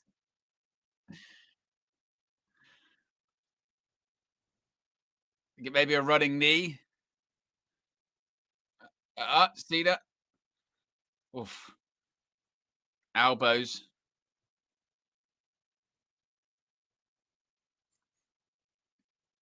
And look at these elbows. That was very Brian Danielson, wasn't it? Hey, hey! Attitude adjustment. One, two. Oh, he kicked out. The match won't end. I thought that was it. I thought, well, there's nothing else to do, is there? And still kicks out. Oh,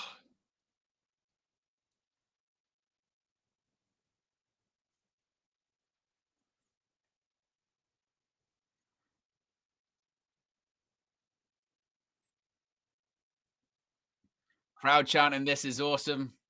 We're 2 likes away from 90 likes. If you haven't already, click that like button and be sure to subscribe.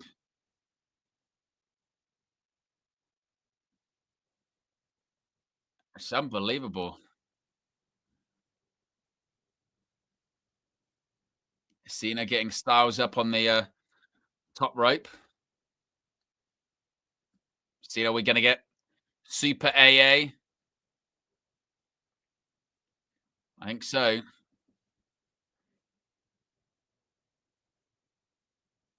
He's up on the ropes again. Oof. Styles, elbows.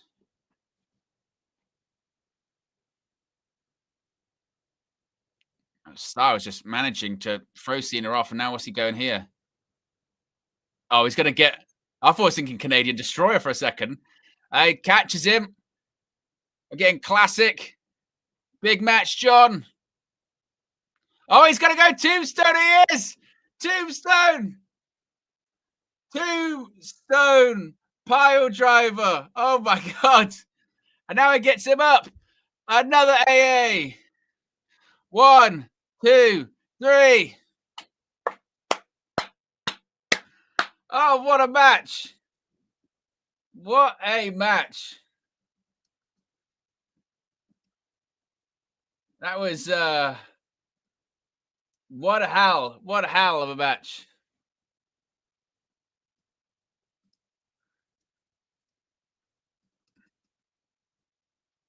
That was that really was something, wasn't it?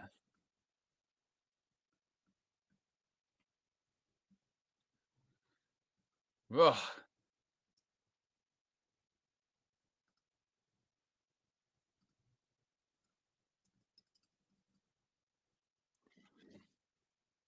I mean, how'd you get your star ratings in for that? Star ratings on that one?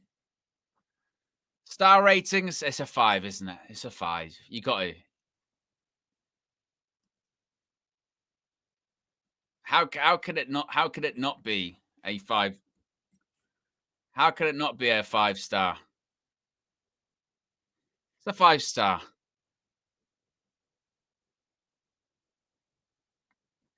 Fat Thor says 5. Harry says 5. Jason says 5.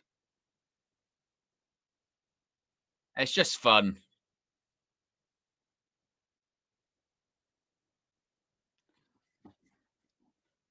As Cena celebrating on the turnbuckle. Unbelievable.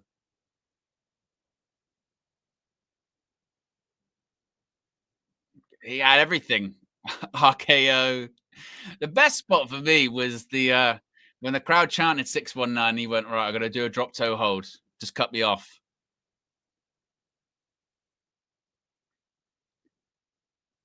Turning this not only into an AA, but turning it into a look at this, a tombstone. Amazing.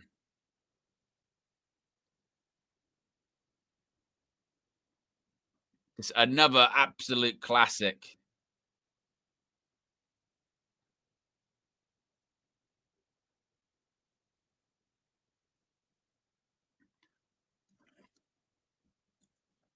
AJ Styles and John Cena embrace in the middle of the ring.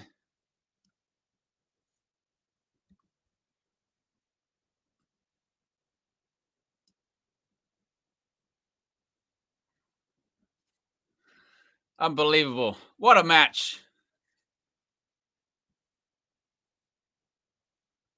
I mean, that had absolutely everything, didn't it?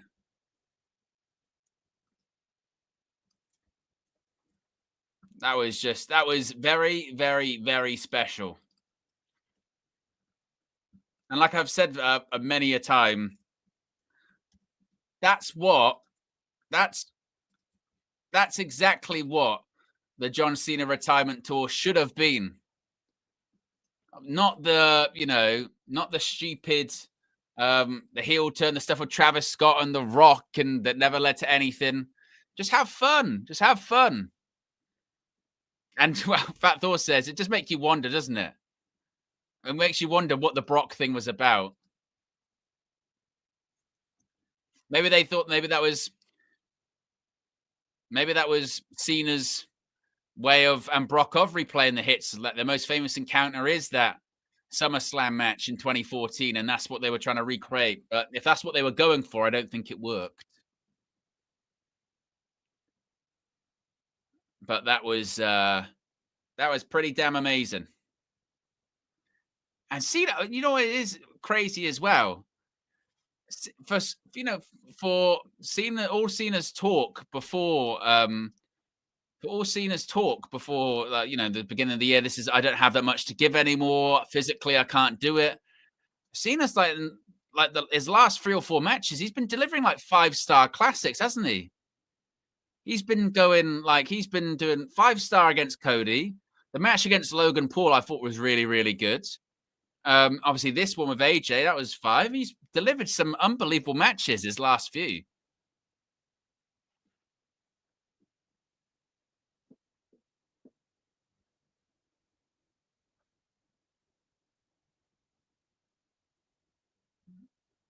A standing ovation for AJ Styles versus John Cena.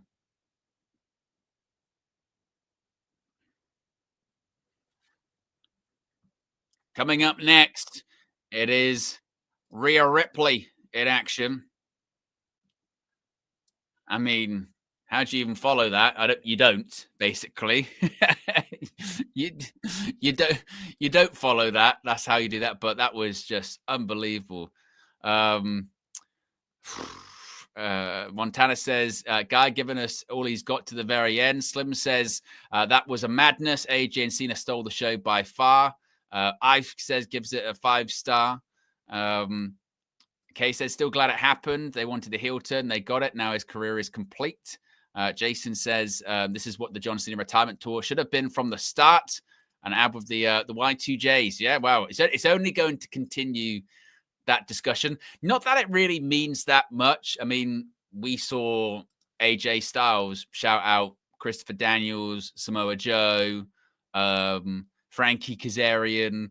John Cena's shouted out Edge, in recent matches. And that doesn't mean all of them are coming to WWE. And I would certainly not going to get a final Chris Jericho, John Cena match because Jericho's under contract till the end of the year. So he might not even be free and able to go back to WWE before Cena calls it a day. So, but maybe he could come back and face AJ. Of course, AJ's first WrestleMania match was against Chris Jericho back at WrestleMania 32. As we're just seeing the story behind this match and how Asuka has put mist in the face of Rhea Ripley and Io Sky in recent weeks.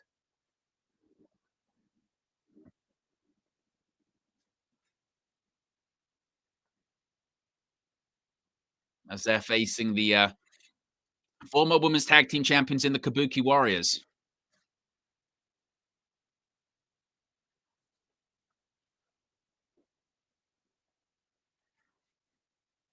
So we are a matter of moments away from Ripley and Sky facing the Kabuki Warriors. Matty Lad says, this is the match I want to see. Did the Aunt Asuka, use me say Aunt Asuka win? Oh no, the music's back. Oh no. They went back to the Netflix music. Oh, had to turn it off. Had to mute. Had to mute straight away. Just that Netflix advert music. Oh, it's just brutal. Absolutely gross, isn't it? Oh, no, no, thank you. I just can't. I can't do that Netflix. I thought we were rid of it. They lied. Eddie Guerrero settings. They lied. They forgot to tell us that they lie. Oh no, so gross. That picture of CM Punk, you realize, I mean, he's got the full like Vince McMahon pompadour going on, doesn't he? With his hair at the moment. I'm not sure I'm feeling it, to be honest. I don't know if I'm feeling the CM Punk pompadour. It's not really, yeah, kind of not for me. Limit says, someone tell me who won John Cena versus AJ Styles. The fans. The fans won. That's who won. Limit. The fans were certainly winners, I think, there. No doubt about it. And a classic and a fitting final encounter between two faces of their generations.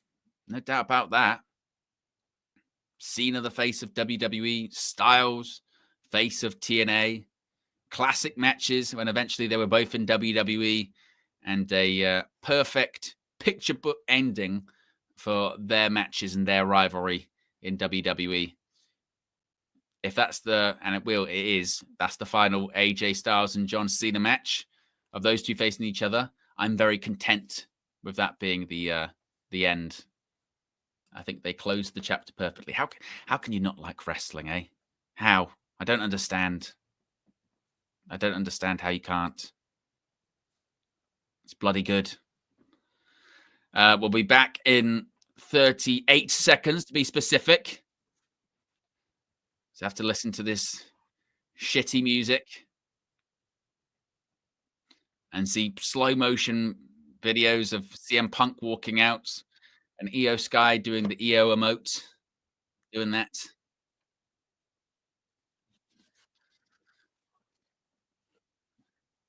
Slim says AJ and Cena was a must before he retired. We needed that match, and it was literally perfect. It was, wasn't it? It was perfect. And not that they needed to do that much to get the crowd to react the way that they did. And again, that's the credit to both of them, isn't it? They don't they don't need they don't need to go out there and do all of that at this stage, but they still do. Love of the game. Both giving us all they got.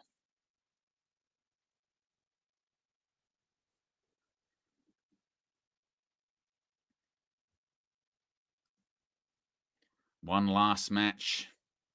Saturday night's main event, December 13th, Washington, D.C. Of course, we'll be here live for it.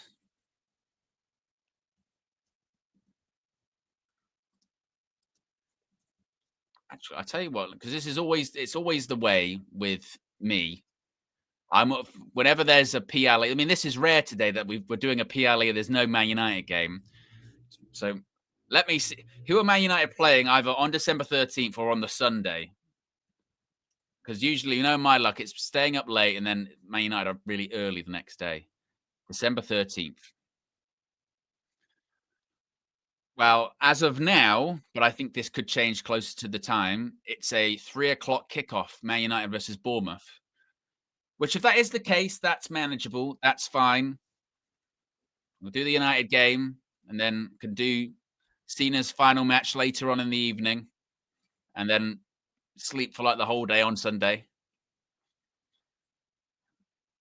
But again, with a 3:00 kickoff on a Saturday doesn't really happen that often with United, so that maybe suggests to me that it could be changed. So we will keep an eye on that one.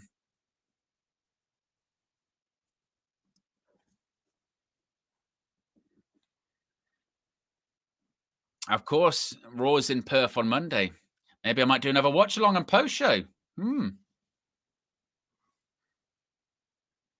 We're 5 likes away from 100 likes, by the way, guys. If you haven't already, click that like button.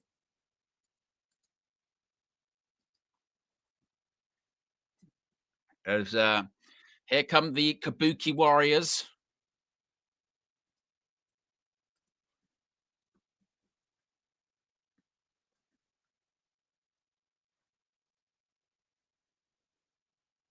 Again, imagine following that John Cena AJ Styles match. Ugh.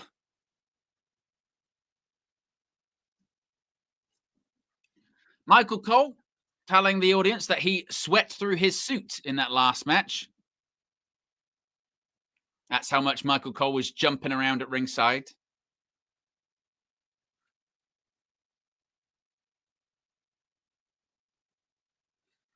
Michael Cole saying the relationship between Asuka and Kyrie is abusive.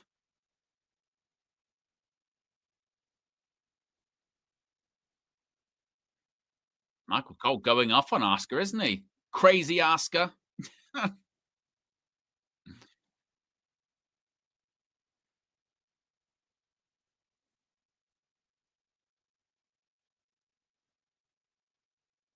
I mean, they're pretty unbelievable robes and masks. Fantastic presentation, isn't it, from the Kabuki Warriors?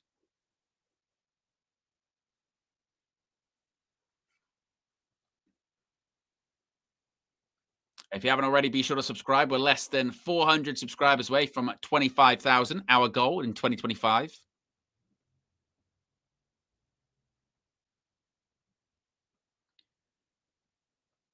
As we'll see what the reaction is going to be for Rhea Ripley when she comes out. First, we'll have Io Sky, though, of course.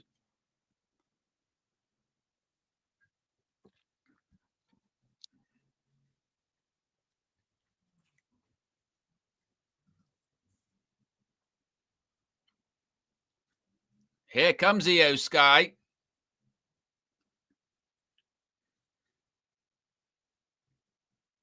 Arguably the best professional wrestler on the planet today is Io Sky. She's just that good. And you notice there, I didn't say best, female professional wrestler on the planet. No, Io Sky, point blank, period, is arguably the best pro wrestler on the planet in general. She is unbelievable. She does not have bad matches. It's just, for me, absolutely incredible.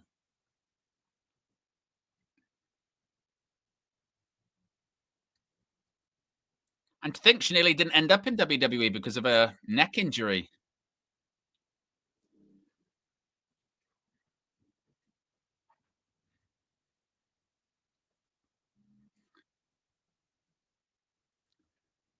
As Sky, it's a nice reaction from the crowd in Perth.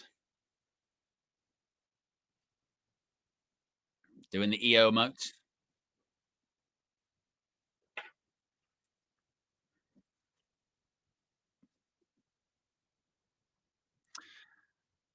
Jamie says, any major surprises yet? See what you did there? Yes. Bronson Reed defeated Bronson Reed defeated Roman Reigns.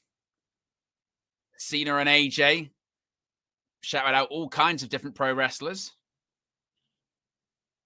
One of the things I did mention in that video, Stephanie Verkurt winning the Women's Crown Jewel Championship happened. So you're lucky you didn't bet. You're lucky you didn't bet me again.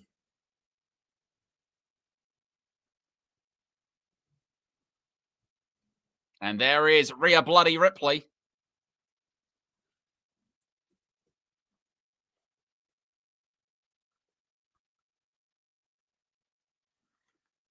And look at the pyro.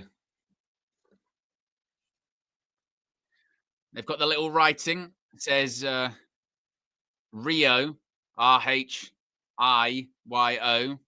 That's their tag team name. She's wearing the Australian flag on her back.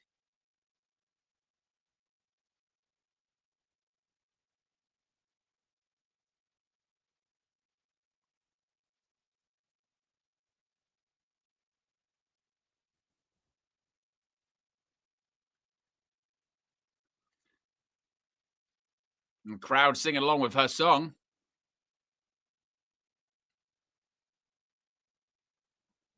She's wide-eyed. Ah.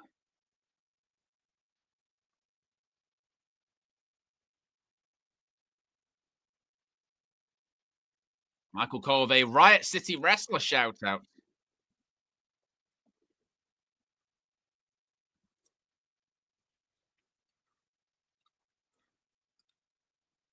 So the question is, who is Ripley pinning to win this match?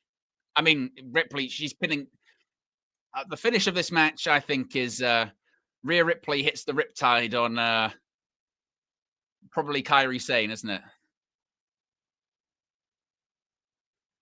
Like Slim says there, there'll be a missed attempt by Asuka, maybe accidentally on Kairi, but Ripley's pinning Kairi, and then that's the match. I mean, that's is what it is, isn't it?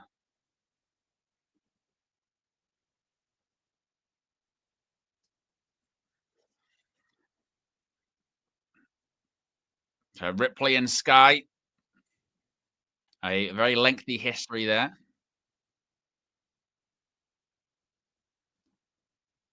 Bell rings. Oh, and the Kabuki Warriors attacking Ripley and Sky right after the bell rang. Ripley thrown out of the ring.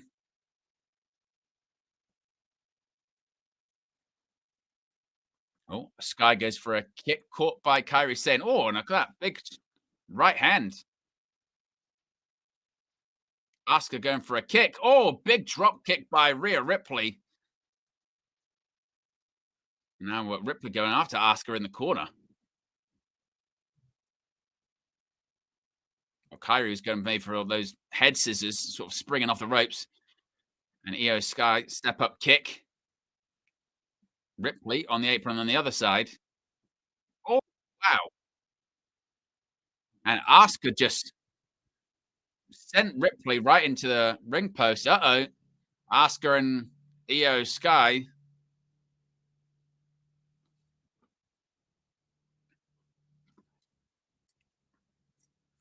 Crowd chanting for Io. Asuka talking a crazy amount of shit. It looks like to Io. She went to kick the hand and Asuka mocked. Oh, ducks the clothesline. Look at this. Handspring. Oh, and just this is why Io Sky is so good. Look how quick she is. That's just how amazing Io Sky is.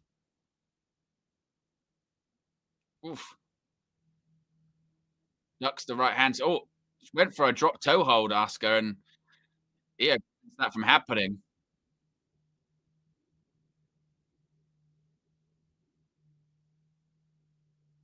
Oof. Those right hands. Once again, chance for Io.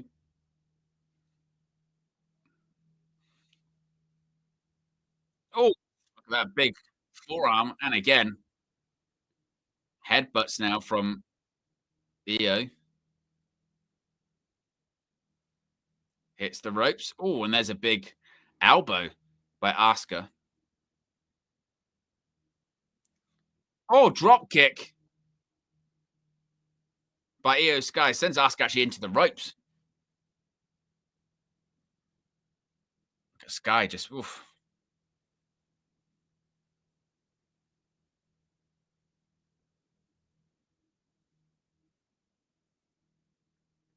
Oh no, that chance back. Io Sky. Ugh. Oh my word! What a suicide dive by Io Sky to the outside. That was crazy. Oh, Kyrie. There's a right hand. Oof. Asuka. Big kick right to the face.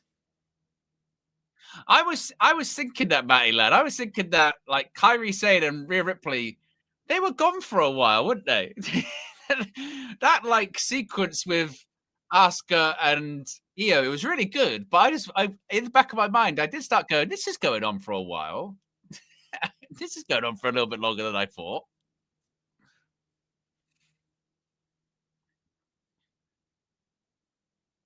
Now you've got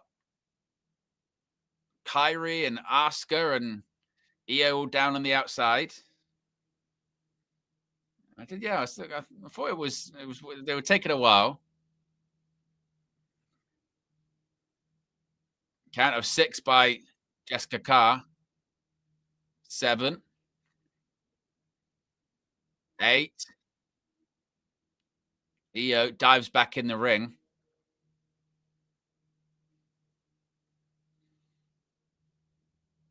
Oof. And look at these kicks by Io Sky.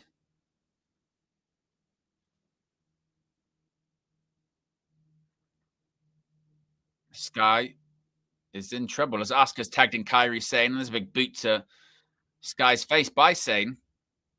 Oof.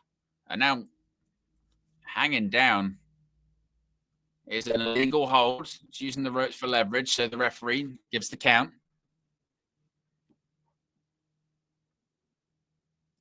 Oh, Kairi with a flying forearm cover, and Io kicks out.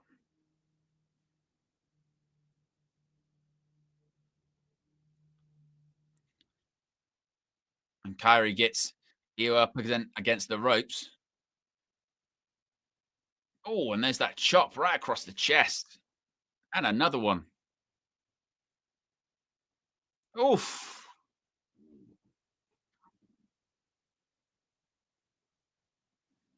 Michael Cole really trying to sort of tell the story of how Asuka like bullies Kairi Sane. Oof. And Sky just bounced off the boot of Asuka. Asuka enters the ring. I haven't seen much of Rhea Ripley. Apart from that early sort of salvo in the match, the Kabuki Warriors have been totally in control.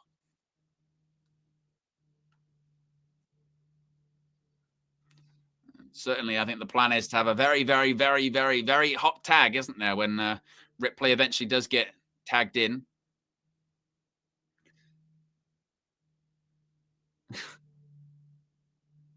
They're chanting Asuka's a wanker. Can you say that about a lady? How very uncouth.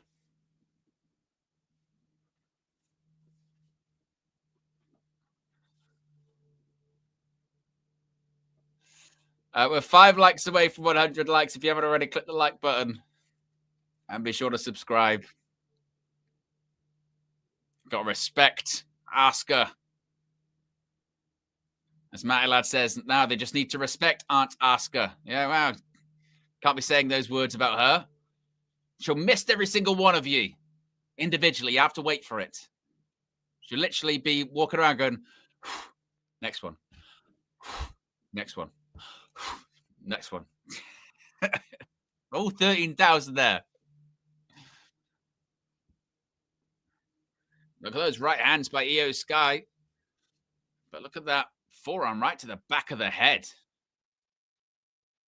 They're now just mocking Rhea Ripley once again.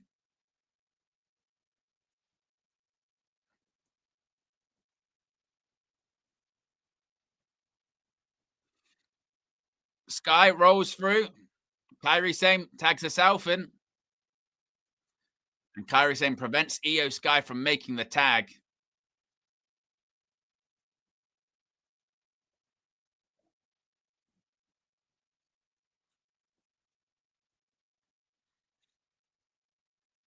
Well, and Kairi just pulled Sky down by the head. Oh, and there's a blockbuster using her hair. Kairi went for a cheap shot. Ripley ducked. And Ripley tries to get back in the ring. But Jessica Carr trying to stop Ripley from getting involved. Now the Kabuki Warriors are both double teaming Io Sky. What heels? What terrible heels? Ah, they're such a villain. Dastardly heels.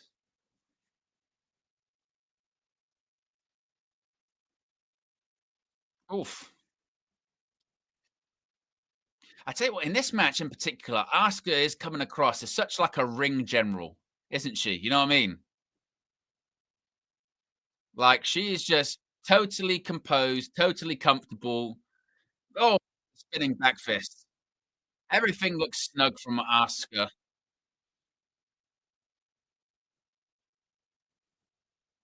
Wouldn't be shocked if it's Asuka calling the match. We're going to get double foot stomp perhaps from Kyrie. Oh, and Io landed right on the top of her head as well. Cover, two, and Sky kicks out. It was a nasty, nasty landing.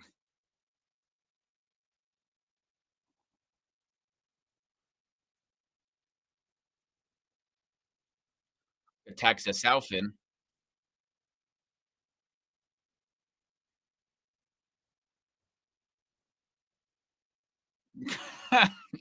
Asuka, Asuka's just crazy, isn't she?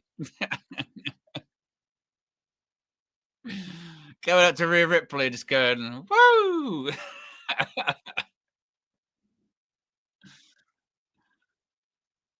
Asuka, look at these kicks. Io Sky. Oh, God. I mean, Io Sky's like eating them, but they are stiff kicks.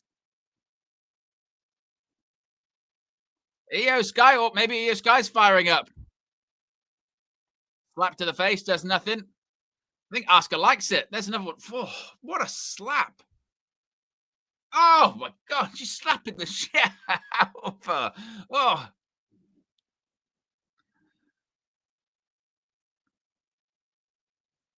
there's a flapjack from Io Sky to Asuka.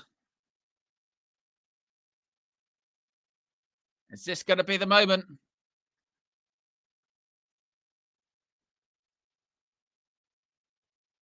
Io crawling, crawling.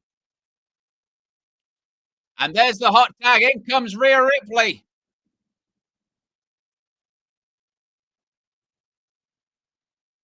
Oh, stamping on the toes. There's a knee by Ripley. Big clothesline. Down goes Kairi Sane. There's a drop kick. There goes Asuka. Oof. What about the power from Ripley? Oh, Shining Wizard was that? Was that Shining Wizard? Oh, and Kairi just kicked out. Kairi does have a bit of a history of kicking out very late as well. Oh, that was a hell of a kick, wasn't it?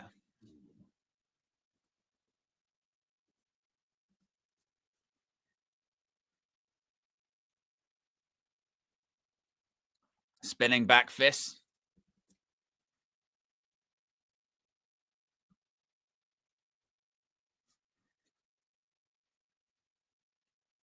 Head scissors. Ripley goes down.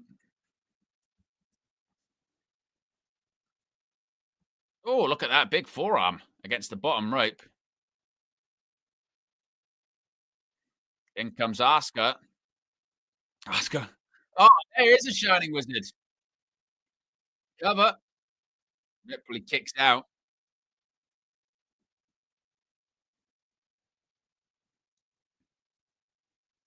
Asuka gonna tag back in Kyrie.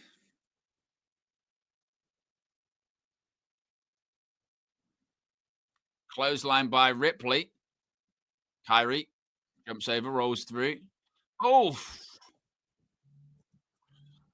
a big boot. Tag. What is this? Oh, God. That was a nasty razor's edge slash border toss. Oh, look at that drop kick by Io Sky. That was brutal. One, two. Oh, Kairi Sane kicks out. Certainly getting a lot of time in this match, aren't they? Oof. I mean, I suppose as they should. It's 5-match bloody card.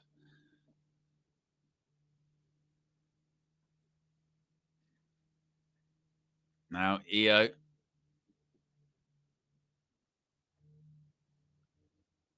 you thinking here? Oof. She's thinking some kind of double underhook. Or there's Angel's Wings or something. Oh, Alabama Slam by Kairi Sane. Kyrie Takes out Rhea Ripley.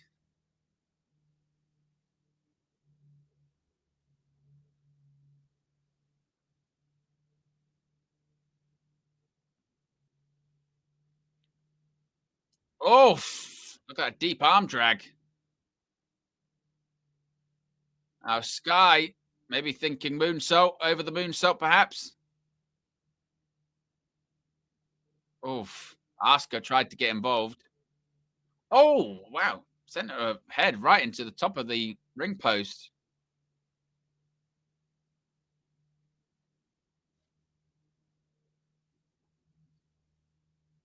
Oof. Rhea Ripley, before she got hit with the baseball slide there, was saying, I'll effing kill you. In the spirit of our truth. I don't know if that's PG. The Kabuki Warriors have sent Ripley's knee straight into the ring steps.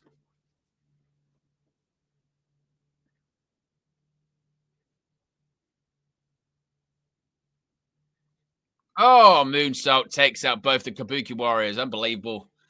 Io Sky.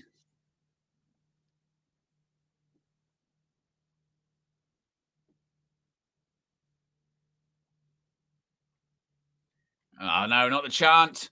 They're doing Io Sky. Oh, there's the bullet train in the corner.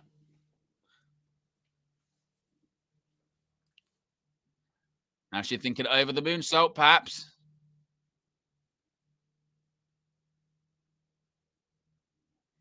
Oh, over the moonsault. That's it. Surely. One, two. Oh, and Asuka breaks it up. Had to break it up quickly. Oof. Kick by Ripley. Sends Asuka down. I think she's thinking maybe Avalanche Riptide. No. Tag. In comes Rhea. I thinking here. A Doomsday device, maybe? No. Oh, Asuka pulls Io off the top rope. As a roll up, roll through. Oof. Ripley kicks out. Oh, a headbutt by Ripley.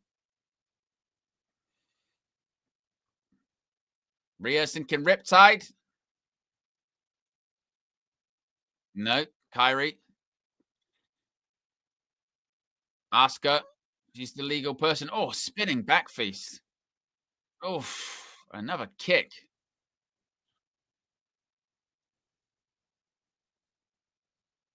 There we go. This might be insane elbow into a DDT. That should be it. One, two. Oh, broken up by Io Sky. Like I said, this match is getting quite a lot of time, isn't it? I don't know if I expected it to go this long.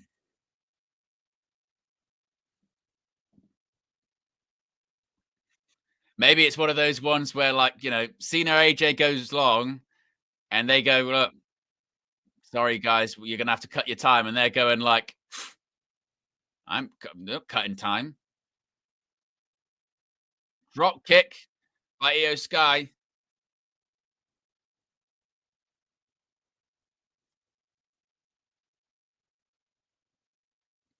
But I suppose, look, it should get time. I mean, these these women have been closing Raw in recent weeks. I mean, the Asuka turn on Ripley and on Io, they were main event angles, weren't they? They were like the final angles before Raw went off the air in recent weeks. So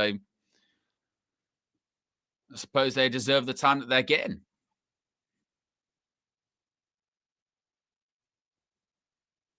Oof. He's forearms by Ripley and Asuka. Blocked. There's another forearm. Oh, backslide. Backslide. And Ripley gets out of that. Misses the kick. Oof. Ripley caught her with an elbow.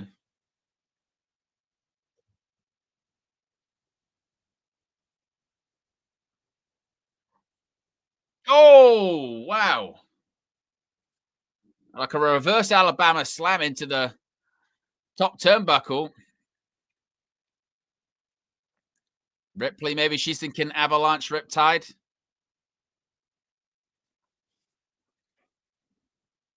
Headbutt. Maybe going to go for an avalanche riptide yet. Kyrie, she's tagged herself in, actually. She saved Asuka. Oh, Kyrie saved. She got hit by a big boot by Ripley. Uh-oh. Maybe she's going to hit. There is the riptide. I think we're going to get a over the moonsault from Io Sky.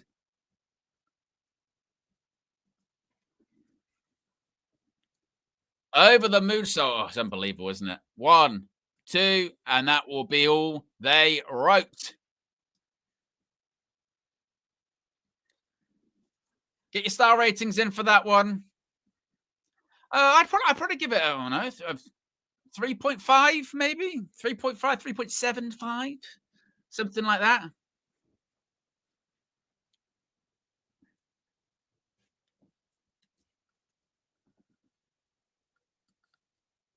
But Kairi Sane took the bullet for Asuka in that match. Jason gives it a 3. Tanish says 2.5. Kay says meh. Or maybe a 3, 3.5, maybe a 3. I mean, it's one of those ones which is, it's tough, isn't it? Because you go like, well, as a match, you know what I mean? It's not out of place in sort of, you know, the main event of Raw or the main event of SmackDown, you know what I mean? It's very much a TV match, isn't it?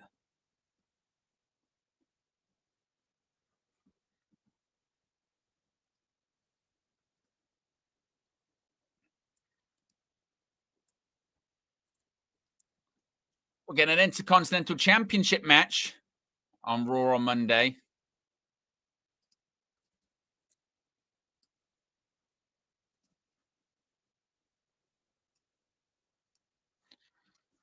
Dirty Dom and Penta.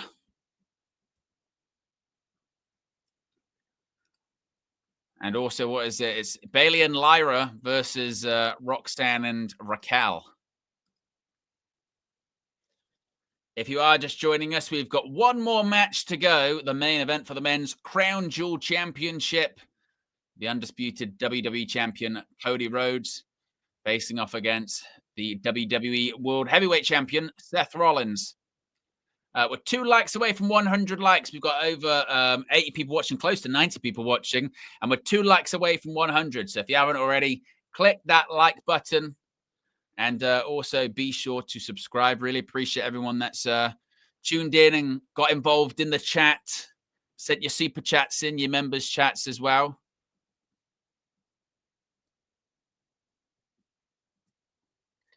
Coming up next, it is indeed the main event. The men's Crown Jewel title. Cody Rhodes versus Seth Rollins. Of course, Rollins has yet to defeat Cody Rhodes since returning to WWE. 3 matches in a row, Cody won against him. WrestleMania 38, WrestleMania Backlash, and then inside Hell in a Cell, despite having a completely torn pec. Will he go 4-0 tonight? My prediction is that Seth wins. I think Seth wins. I think Seth wins, and I know obviously earlier on this evening, after Bronson Reed defeated Roman Reigns, yes, after he defeated Roman Reigns, Paul Heyman reminded them, saying not to get involved, don't get involved. It's a meritocracy. But I think this means that 2 things happen. I think either 1, we get a new member of the Vision, cost them the match, thinking a couple of steps ahead. Maybe it's not even a new member of the Vision. Maybe it's a Brock Lesnar shows up. Maybe Brock shows up and repays Rollins for allowing Heyman to be his to introduce him at WrestlePalooza. That could be a thing.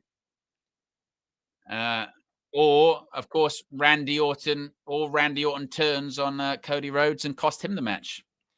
Either way, Rollins, I think, is going to win. And because Rollins is going to win, you have to protect Cody. He's QB1, damn it. So I think that we have either Orton turns on him as a new member of the Vision, Brock Lesnar shows up, something like that. Something along those lines is happening, I think.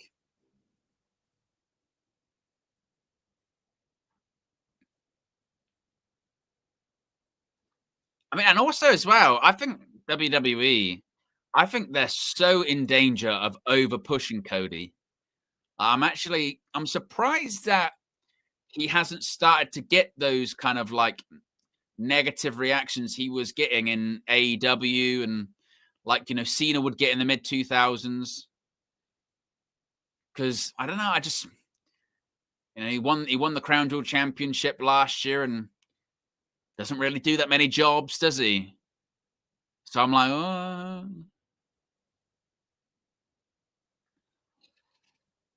But that match is up next. Oh, do we have to have got more commercial? As if that video package wasn't long enough. Got more commercial. Oh, seeing Alexa Bliss in Call of Duty mobile game.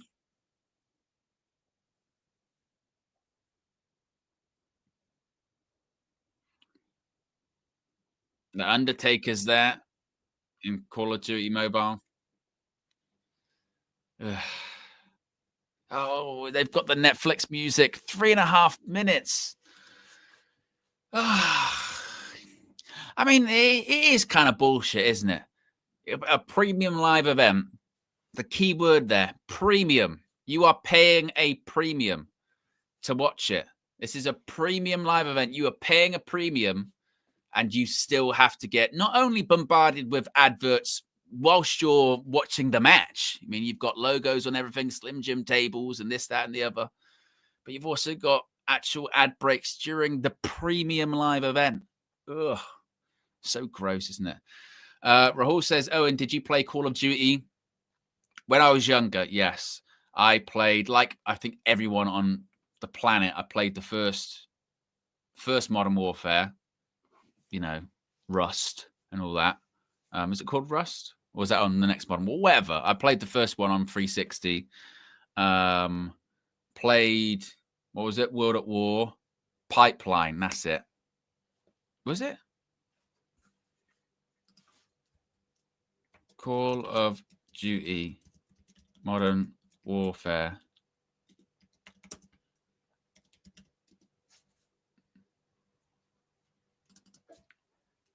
Pipeline. Maybe it was that one.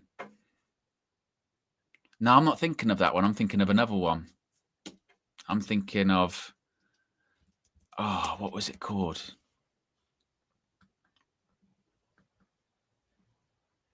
I mean, to be honest, I can't really be bothered to do it. Anyway, I played that one, played World at War. What else did I play? I played, what's the last COD I played? The last COD I played was, I think, it might have been Modern Warfare 3. I think it was Modern Warfare 3. Oh, it might have been Black Ops 3.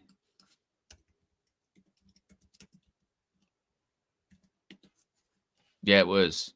And that's like a decade ago. I haven't played COD in like 10 years. So that goes to show how long I played it. I was going to say, because that Modern Warfare 3, when I saw that, it said November 2023. I was like, I definitely didn't play that. I have a lot of time. I wish I could do more gaming here on the channel. I've got literally here to my left, I've got my PS5, my 360, my PS2, and I can stream all of the games on here. I just don't have the time.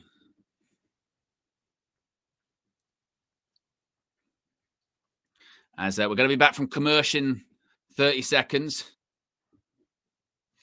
Big up to everyone that did hit the like button, by the way. We're at 102 likes, so we did get to that 100 likes mark. Really appreciate everyone that's tuned in and got involved so far today. I tell you what, my body clock's going to be all over the place because I'm so used to watching these at a terrible time, or even for instance, like when they're in the UK, you're still watching them. They start at like 8 or something, so you're still watching it till like close to midnight. Um, and we're getting to the end of a PLE, and I'm looking at the time, and I'm going, "Oh, it's like 20 to 4," which is kind of wild.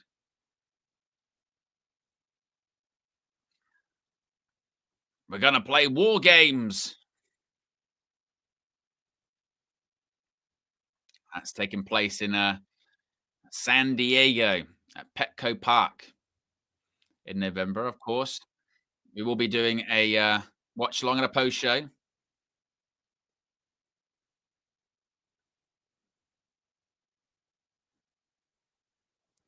A show the Golden Outback in Western Australia. Look at that scenery. Incredible. I'd just be absolutely terrified of the wildlife. Snakes, spiders. Ugh. But from what I understand, and maybe those that are in Australia in the chat, 'cause I do know there's a couple of you. As much as I panic and I go, "Oh, God, I just don't know if I could do Australia, the snakes and spiders." Everyone says to me, "Yeah, but like in the big cities, you won't see them because there's so many people there." You know what I mean? Maybe, I don't know. But then I do talk to others and they'll go, "Yeah, you also do have to check your shoes before you put them on because you don't know what's in them." I go, "Well, then I'm not going." As we see the men's crown jewel championship there.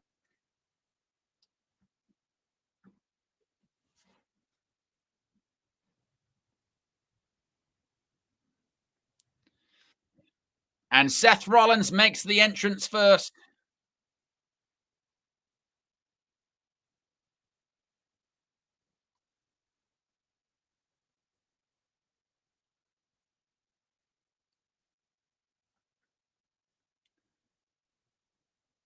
Is tonight the night for Seth Rollins to get that victory over Cody Rhodes? I think it is. I feel like it is. But the question is how. We're going to get some kind of effery.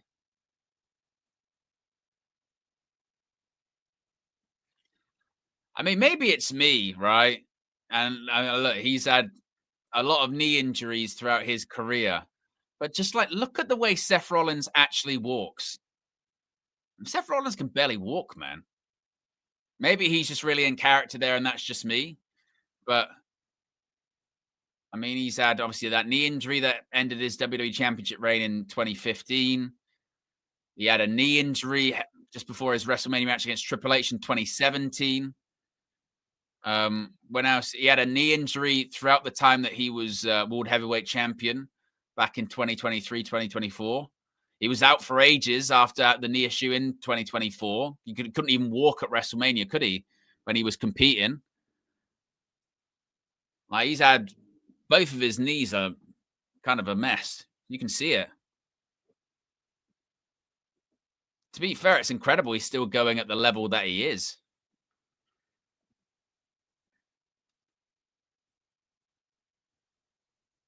I just hope he doesn't end up kind of Tanahashi in himself.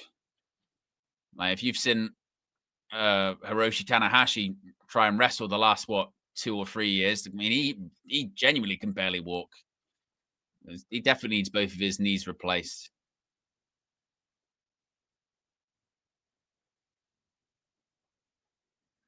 Thank God for technology, by the way, as well. Just think, like before, knee replacements and what have you. If you just got to that age, like 40 or 50 or whatever, and your knees were fucked, your knees were just fucked. You just couldn't, you just upright. You can't really walk anymore, or you can, but it's got to be in excruciating pain. Now they're like, "Well, give you a new one." Medical science, man. As the crowd serenades Rollins with his song.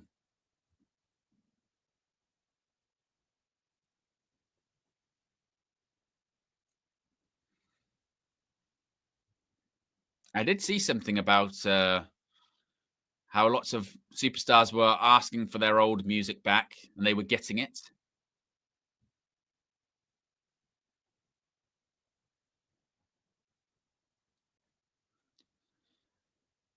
Now we await for Cody Rhodes,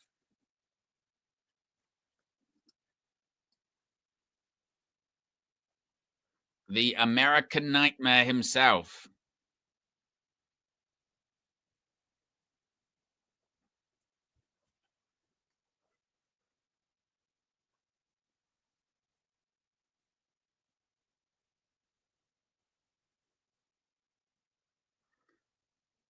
And there he is. Look at that gear from Cody.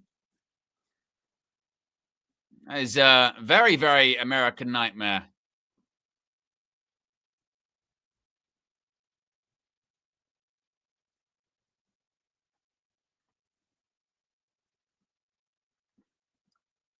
Cody with all of the pyro.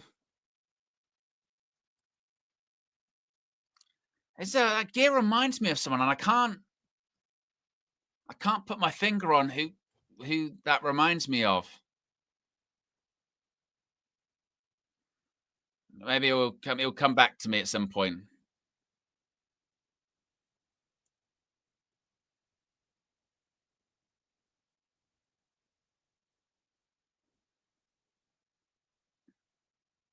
Cody signing autographs.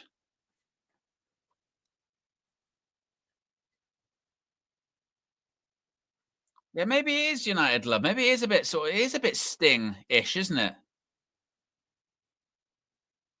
Maybe.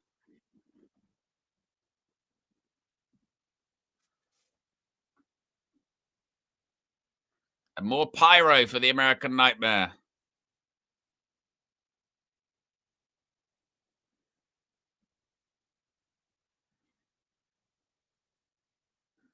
All of the pyro. If you haven't already, be sure to subscribe. Less than 400 subscribers to go until 25K. As Cody Rhodes looks out over the WWE universe in Sydney, Perth.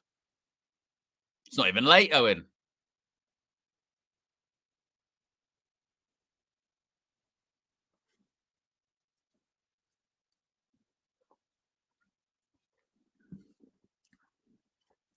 Matty Lad says Cody's going to kick out of 10 finishes. Well, actually, I suppose maybe over under. How many stomps does Cody kick out of this evening? Are we thinking? How many? I'm going to say at least 3. He's going to kick out of at least 3 stomps. Cody Hogan.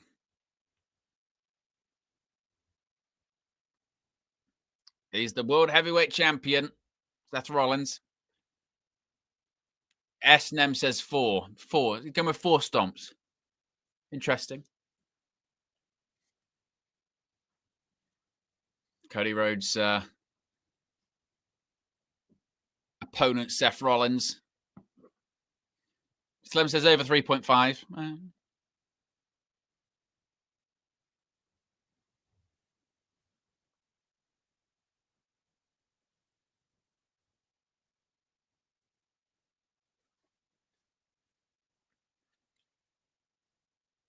Cody Rhodes doing his whole, you know.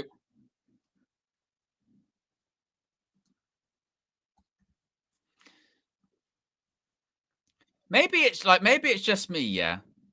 And maybe I'm off on this, and all that. I don't think Cody Rhodes is, I don't know, amazingly likable.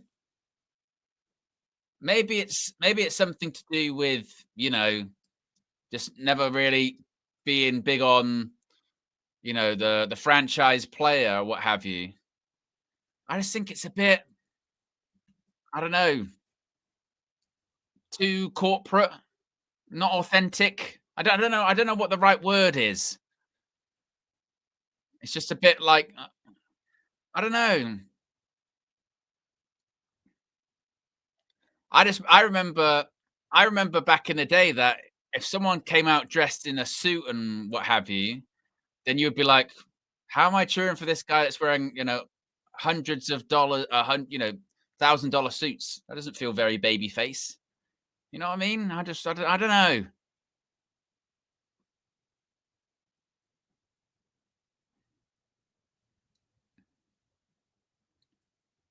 There's Rollins. Oh, look, he's got the Rolex.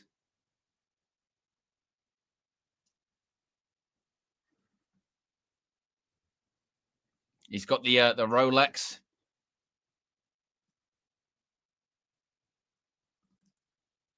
the one that was, of course, gifted,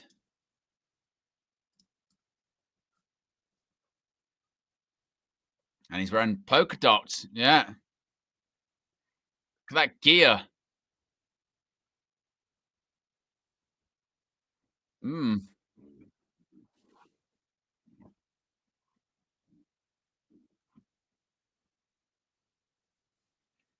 Backs him up in the corner.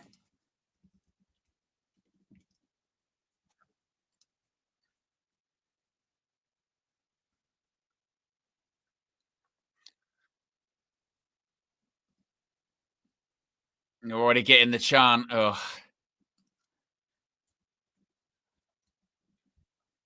Cody Rhodes. And it's just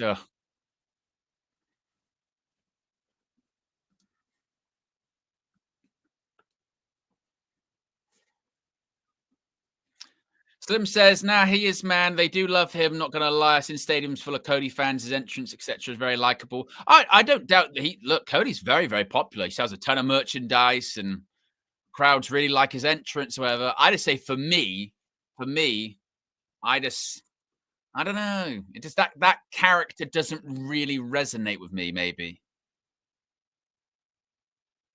and also I think maybe this doesn't maybe get talked about a lot with Cody.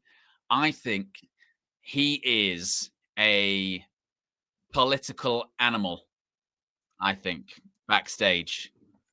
I think Cody's very good at playing politics. He's very shrewd at that. Rollins rolls out the ring and is taking his time.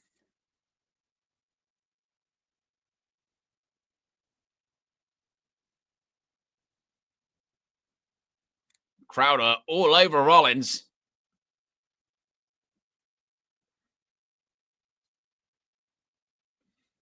Rollins telling him to shut up.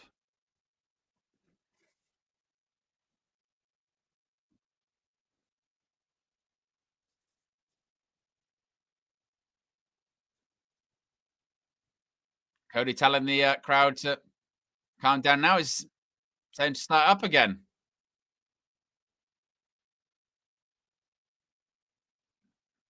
As we wait for Rollins to get back in the ring.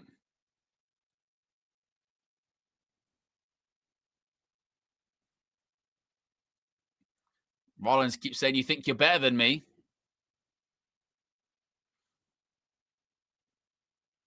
And now they're doing the chant again.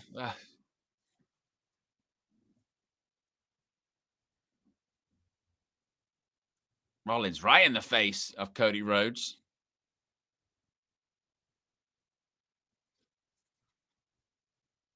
Oh, there's a right hand by Rollins. Getting a booze and yes. Kick to the gut, another one. Hits the ropes. Oh, went for a stomp. Went for a pedigree. Rolls through. And there's a right hand by Cody Rhodes. There's a clothesline. Sends Seth Rollins over the top rope and into the announce table. Oof.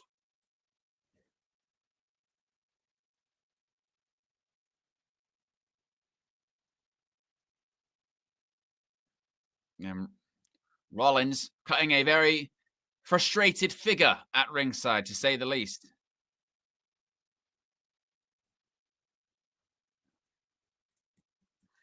They're certainly trying to tell the story, aren't they? That, Rollins is losing the mind games here. Cody's in his head.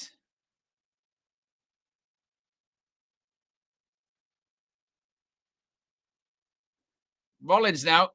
Rollins is going after the announcers. What the hell is this? Well, and Cody goes after Rollins. Rollins. What is everyone attacking announcers nowadays? Whether it's Pat McAfee getting attacked by Gunther. Who else nearly attacked him before? Corey Graves was nearly got F5 by Brock Lesnar. Everyone's attacking announcers. Drop kick sends Rhodes into the announce table.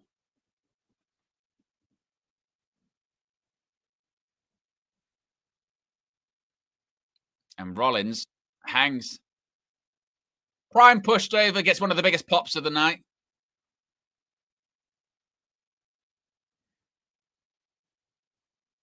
What is he thinking about here? Got to go for a.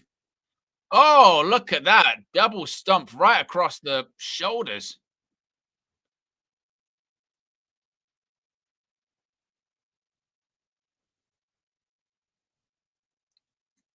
Cover. Didn't even barely get a 1 count there. Rhodes kicking out very early.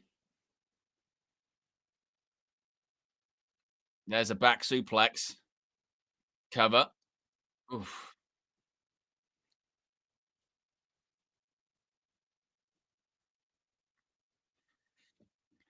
Jason says, why does Wade Barrett look more scared than Cole? He's a former wrestler. Because once you become a commentator, you lose all your powers. That's how it works, isn't it? All the powers are lost. Yeah, but you used to be a wrestler. You can take care of yourself. No, I'm an announcer. I'm merely just an announcer. I've got no longer any wrestler. But oh, look at that clothesline. Turned Cody Rhodes inside out. And Cody kicks out at 2.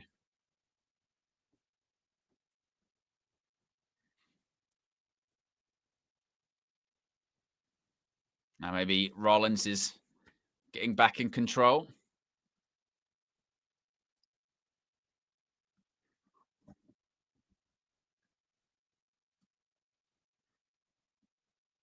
Kick to the gut. Maybe going for a pedigree. No. Figure 4. Rollins kicked Cody into the ropes. Maybe for a back suplex. No. Oh, turned it into a power. That was beautiful. Cody went for a disaster kick, and Rollins just turned it into a power bomb. And look at that. He's putting his hands on the official now. Seth Rollins. Look at this. Turns it into a power bomb. Beautiful. Great counter.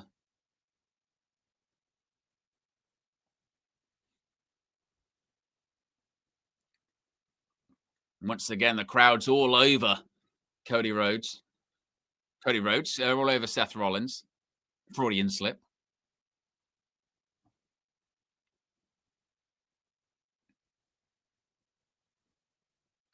Still certainly playing up the story that Cody Rhodes is in the head of Seth Rollins. And Rollins working over the tricep of Cody Rhodes there.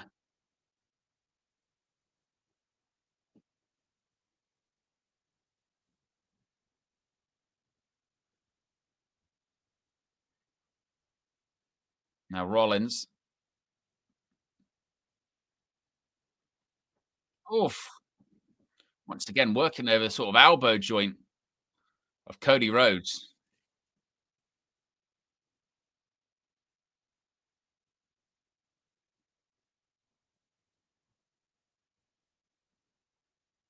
And Rollins being very methodical with his pace, shall we say.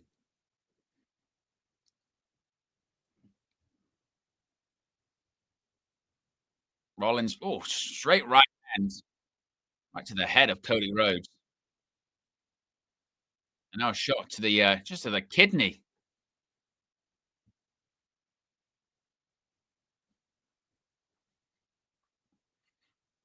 Now Rollins going to go for a neck breaker. Hits it.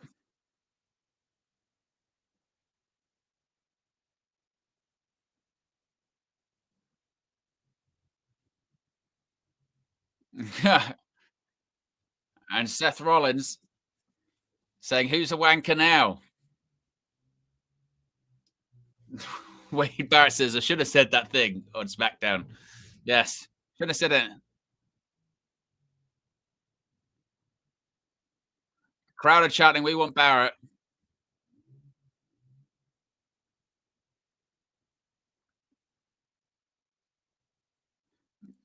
And Barrett says, "You're not getting me. I'm sitting straight here."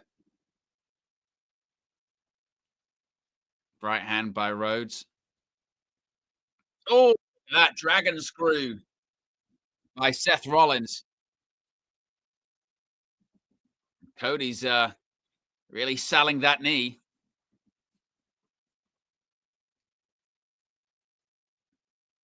Oh, cartwheel. Shades of Stardust.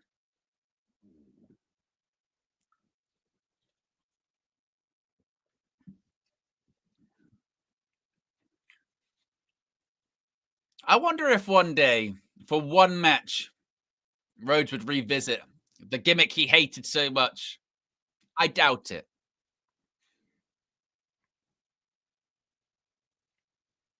Um, he's pointing. Oof. And look at this. Cody's going to go back with a flip flop and fly of his own. A bionic elbow. Nope.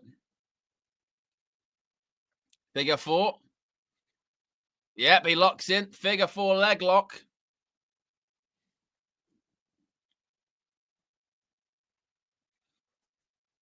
Figure four. Oof. Do you remember when this was in AEW, it was on an episode of Dynamite, when Cody beat who was it? Was it QT Marshall? Someone he beat him with the figure four, but like a pinfall. So that whole thing when they count the shoulders down, the shoulders actually got counted down. It was a bit of a flat finish, to be fair. There you go. Classic.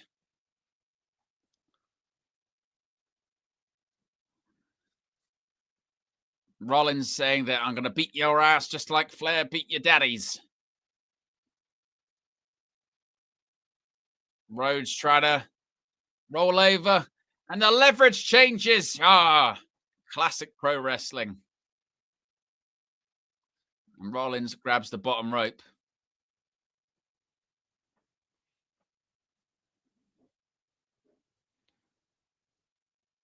Get some faint chants of CM Punk. Oh, they're becoming bigger. Yeah, of course. Punk and Rollins, famous rivals.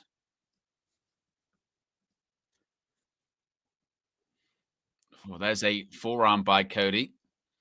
One back from Rollins. Oof. There's another right hand.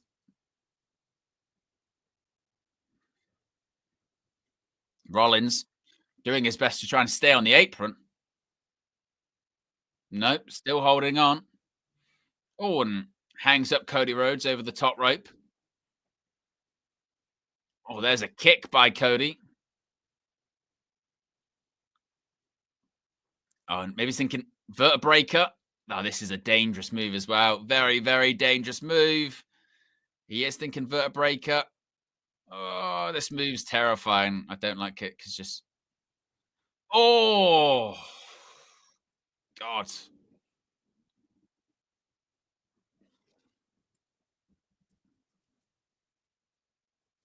Yeah. Oof. Obviously, it's for the men's Crown Jewel Championship.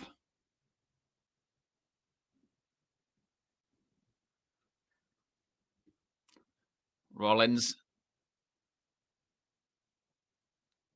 is slowly getting back to his feet. Rhodes is first to his. Now Rhodes with the right hands. Blocked. There's another. Hits the ropes. Definitely building momentum quickly. Cody floats over. And there's the power slam from the American Nightmare. Disaster kick.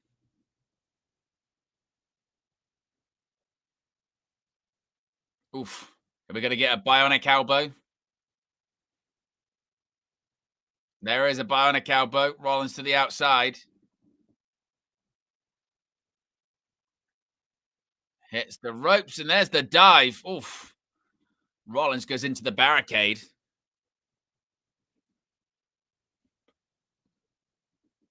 We're 1 like away from 110 likes.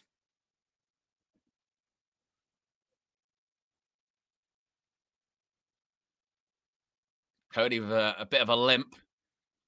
Going to get Rollins back in the ring.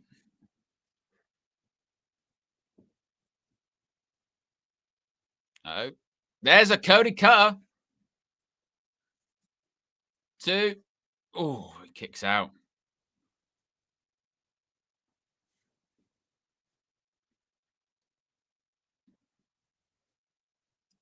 Another look at the Cody cutter. Picture perfect.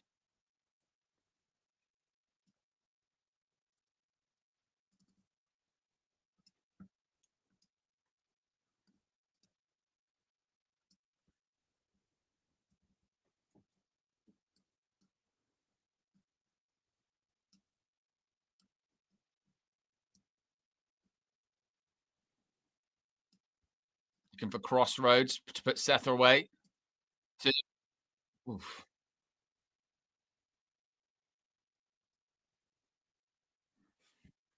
Floats down. Oh, and a kick this time. Oof. There's a pedigree. 1, 2. Maybe it's just me. It feels like the crowds are maybe a little bit tired at this point. I mean, I think it is quite late over there now. They do just feel maybe a little bit tired. They're waiting to see whatever happens, I think.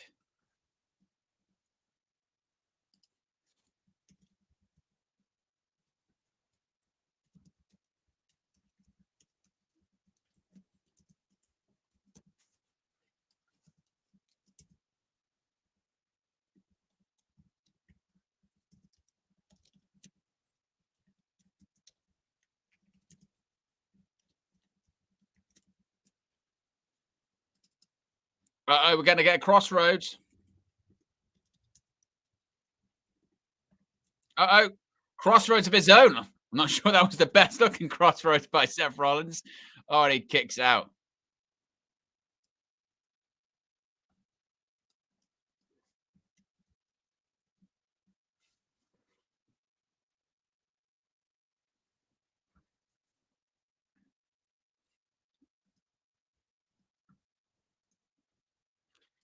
And the question is, and Rollins is asking himself this question about what he has to do, isn't he?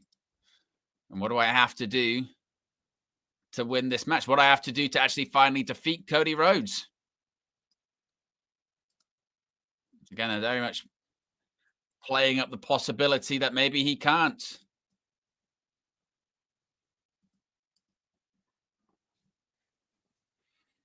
Crowd continue to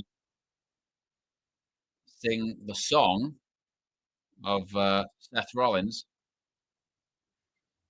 Phoenix Splash, which of course Rollins will always miss. So get ready for him to miss this one. There you go. Phoenix Splash misses because he always misses the Phoenix Splash. Oh, tell you what, he went for that Avalanche Cody cutter, but he missed. There's a pedigree. Rollins with a stomp. There's 1, 2. Oh, and he kicks out. 1 stomp. We asked the question, didn't we? We said, how many? How many?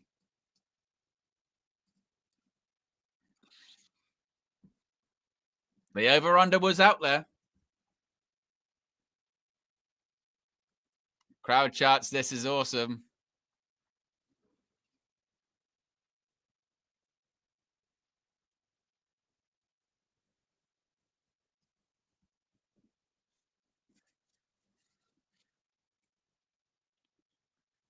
3 more, Slim says.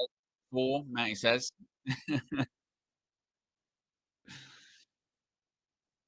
He's still looking at the crown jewel title.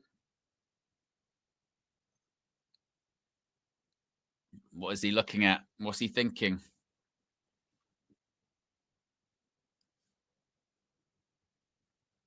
Oh, he's got the Rolex.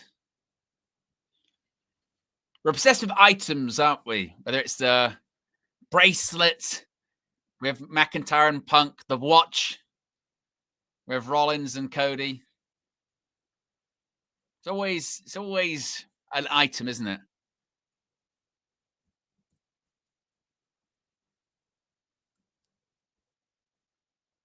He's thinking about. He's conflicted. He's conflicted. He says no. Oh, super kick. Avalanche Cody Cutter. There we go. Crossroads. 1, 2. Oh, and Rollins kicks out. You knew he's going to kick out the moment that Cody's kicking out of a stomp. He's kicking out.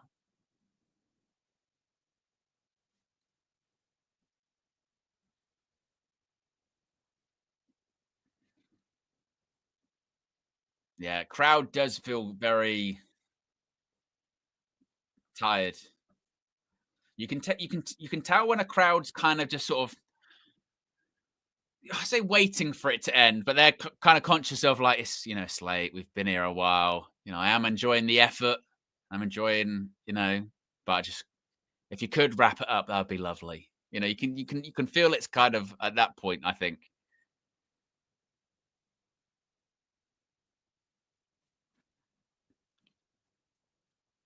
Oh no, not the chant again. Cody Rhodes.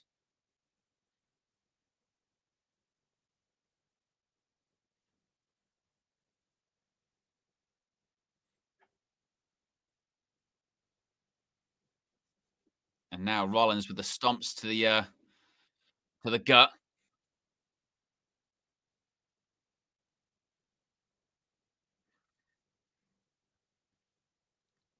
And Rollins once again with these stomps to the chest. Referees reminding him, you're risking disqualification here.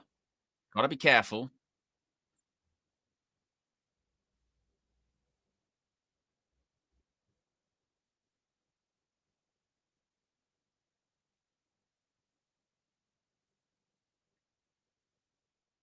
Now what is Rollins thinking? Is he thinking coast to coast? Surely not. Oh my God! What was that? Was that a headbutt? Holy shit! He did a coast to coast headbutt. Oh my! I don't know if I've ever seen that. 2. Oh, he kicks out. I don't know if I've ever seen. I think he's hurt himself as well.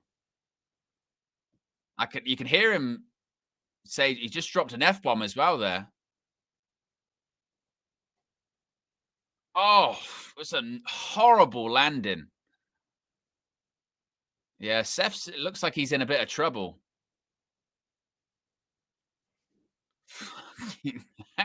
How? I don't think I've ever seen, well, certainly Rollins do that, but just in general. I hope he hasn't, like, dislocated a shoulder, because if you have, you're screwed. That is a insane move for Rollins to do.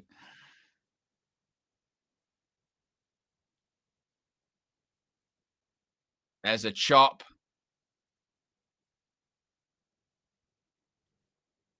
Yeah, I think Rollins has maybe done himself some damage. He's got the look of, like, something wrong with his arm, perhaps. Right hand. Rollins goes off the top rope. Yeah, Seth's arms in trouble. Goes somehow still going to the top rope. Was he thinking Spanish fly? No way. Yeah, it is. Oh, God, a Spanish fly landed on his knees as well. Oh, with a rock bottom. Two. Oh, he kicks out. To be fair, some of the stuff that Rollins is pulling out here is unbelievable, isn't it?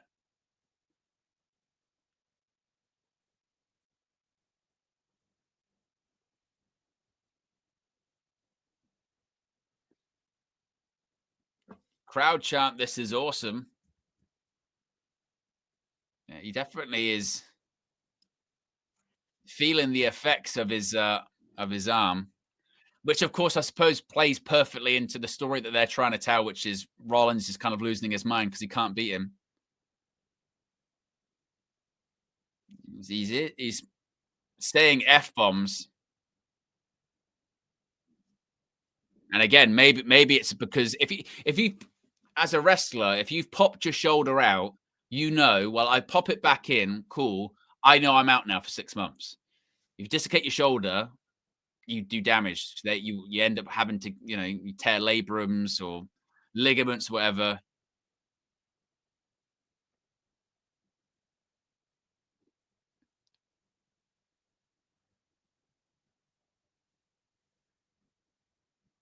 He's still holding on to it.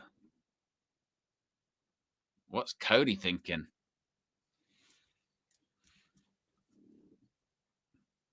Cody, they're up to the top rope. I don't know what they're thinking. What is this? At Super Crossroads? Surely there's no way.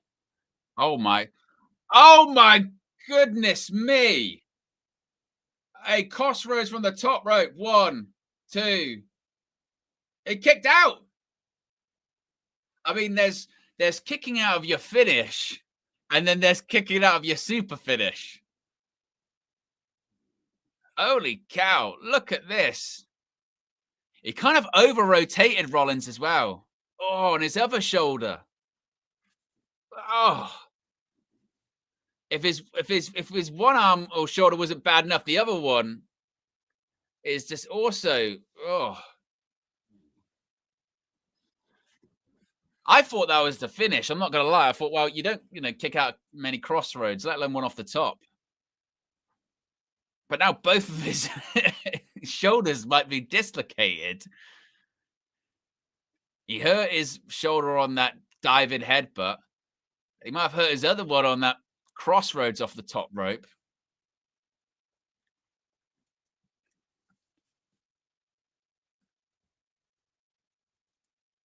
His right hands.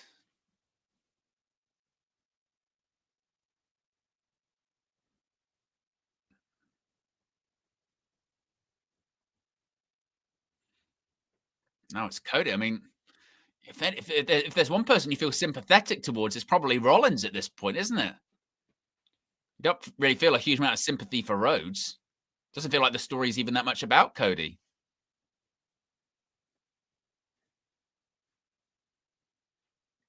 Rollins doing his best to throw punches. Doesn't even know if he can anymore.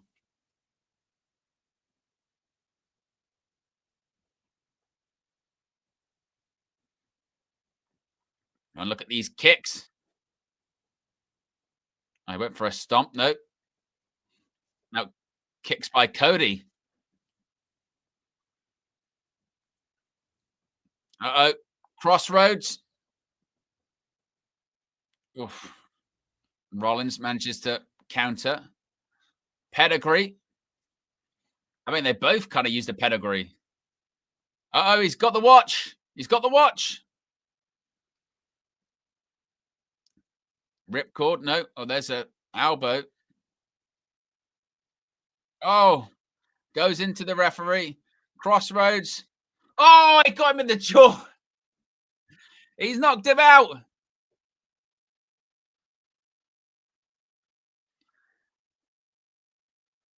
He hit him with the watch.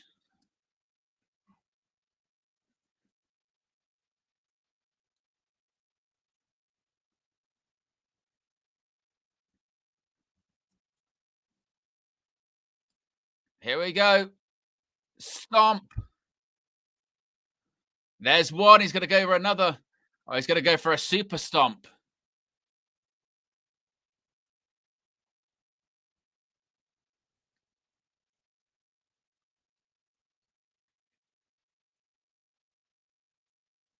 Super stomp, maybe.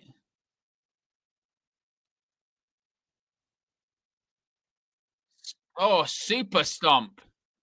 Surely. I mean, talk about how much they're protecting Cody. One, two, three. He beat him.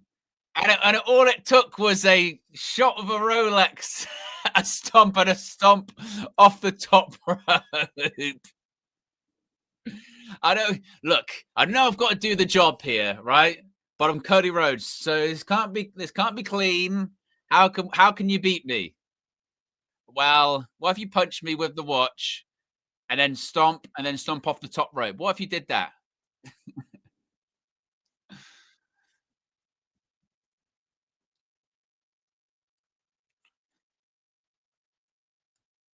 So Rollins wins.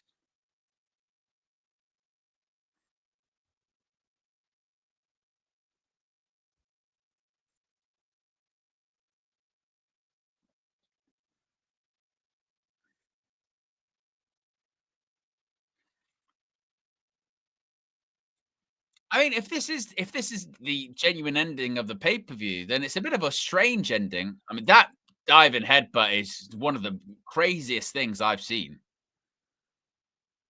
A coast to coast diving headbutt. I cannot think of in all the years I've been watching wrestling if I've ever seen that.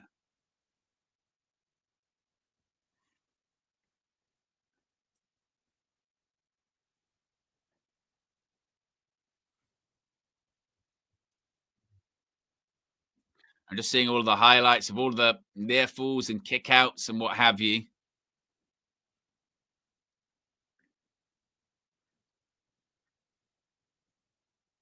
You should just we're probably going to see in a second, maybe. Oh yeah, where he I think he did connect with him. Yeah, I did. Oof.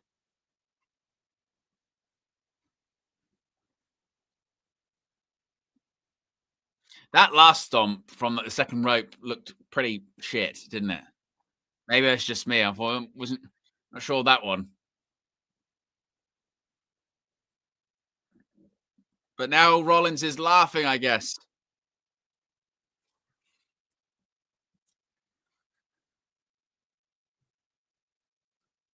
Triple H shaking the hand of Seth Rollins. God, look at the size of that championship.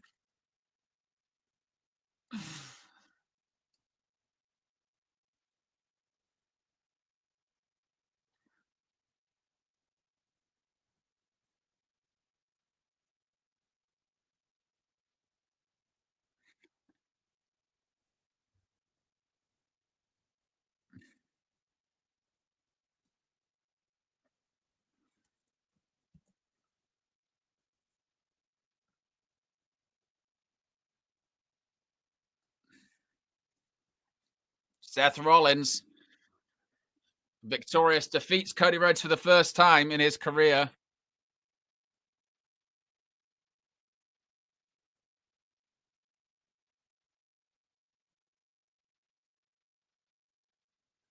No help from Paul Heyman or the Vision.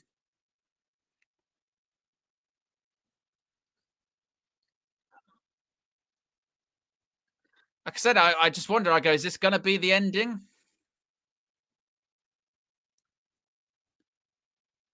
Just feels like there should be something more. Maybe that's me.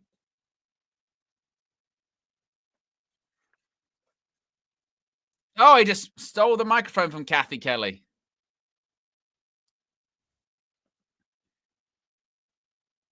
He says, "I don't need your question, Kathy."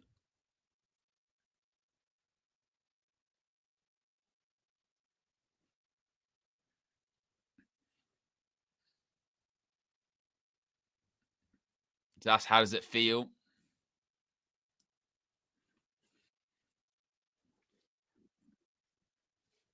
It feels better than any of you could ever imagine.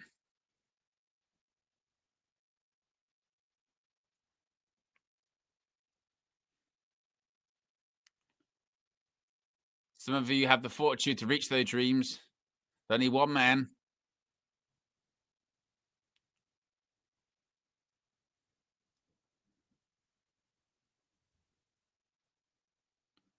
Only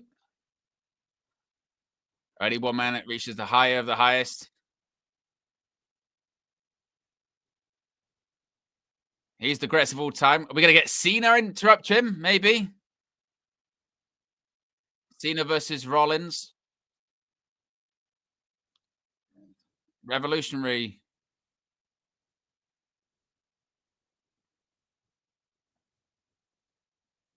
Oh, was that it? Is that what it was?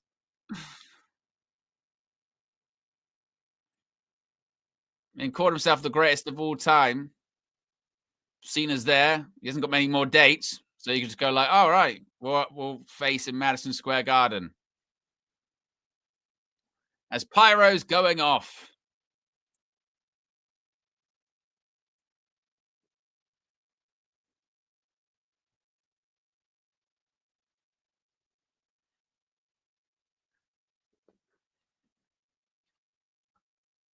the celebrations for Rollins continues,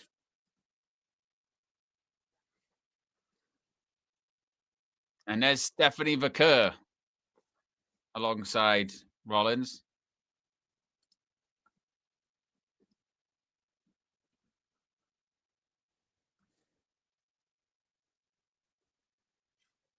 As both the Crown Jewel champions stand in the ring.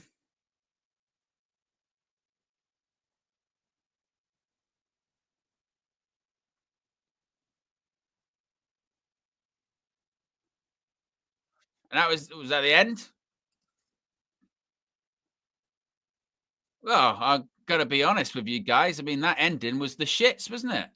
That ending was crap. Um, yeah, I mean the match was okay, but yeah, it just ended with Rhodes losing, no real post match angle, and just them posing together. What an odd ending for a show, which had some very good matches on it. Don't get me wrong. I mean, particularly that Cena Styles match, but what a very, very, very odd ending to that. We're gonna get into it, guys. We're gonna get into it in the post show, which you'll be redirected to. The stream's just been made public, so you can get involved there. I'll be over there in a few seconds, and we'll talk about this. This is what a weird and strange ending. I'm out of here. Peace.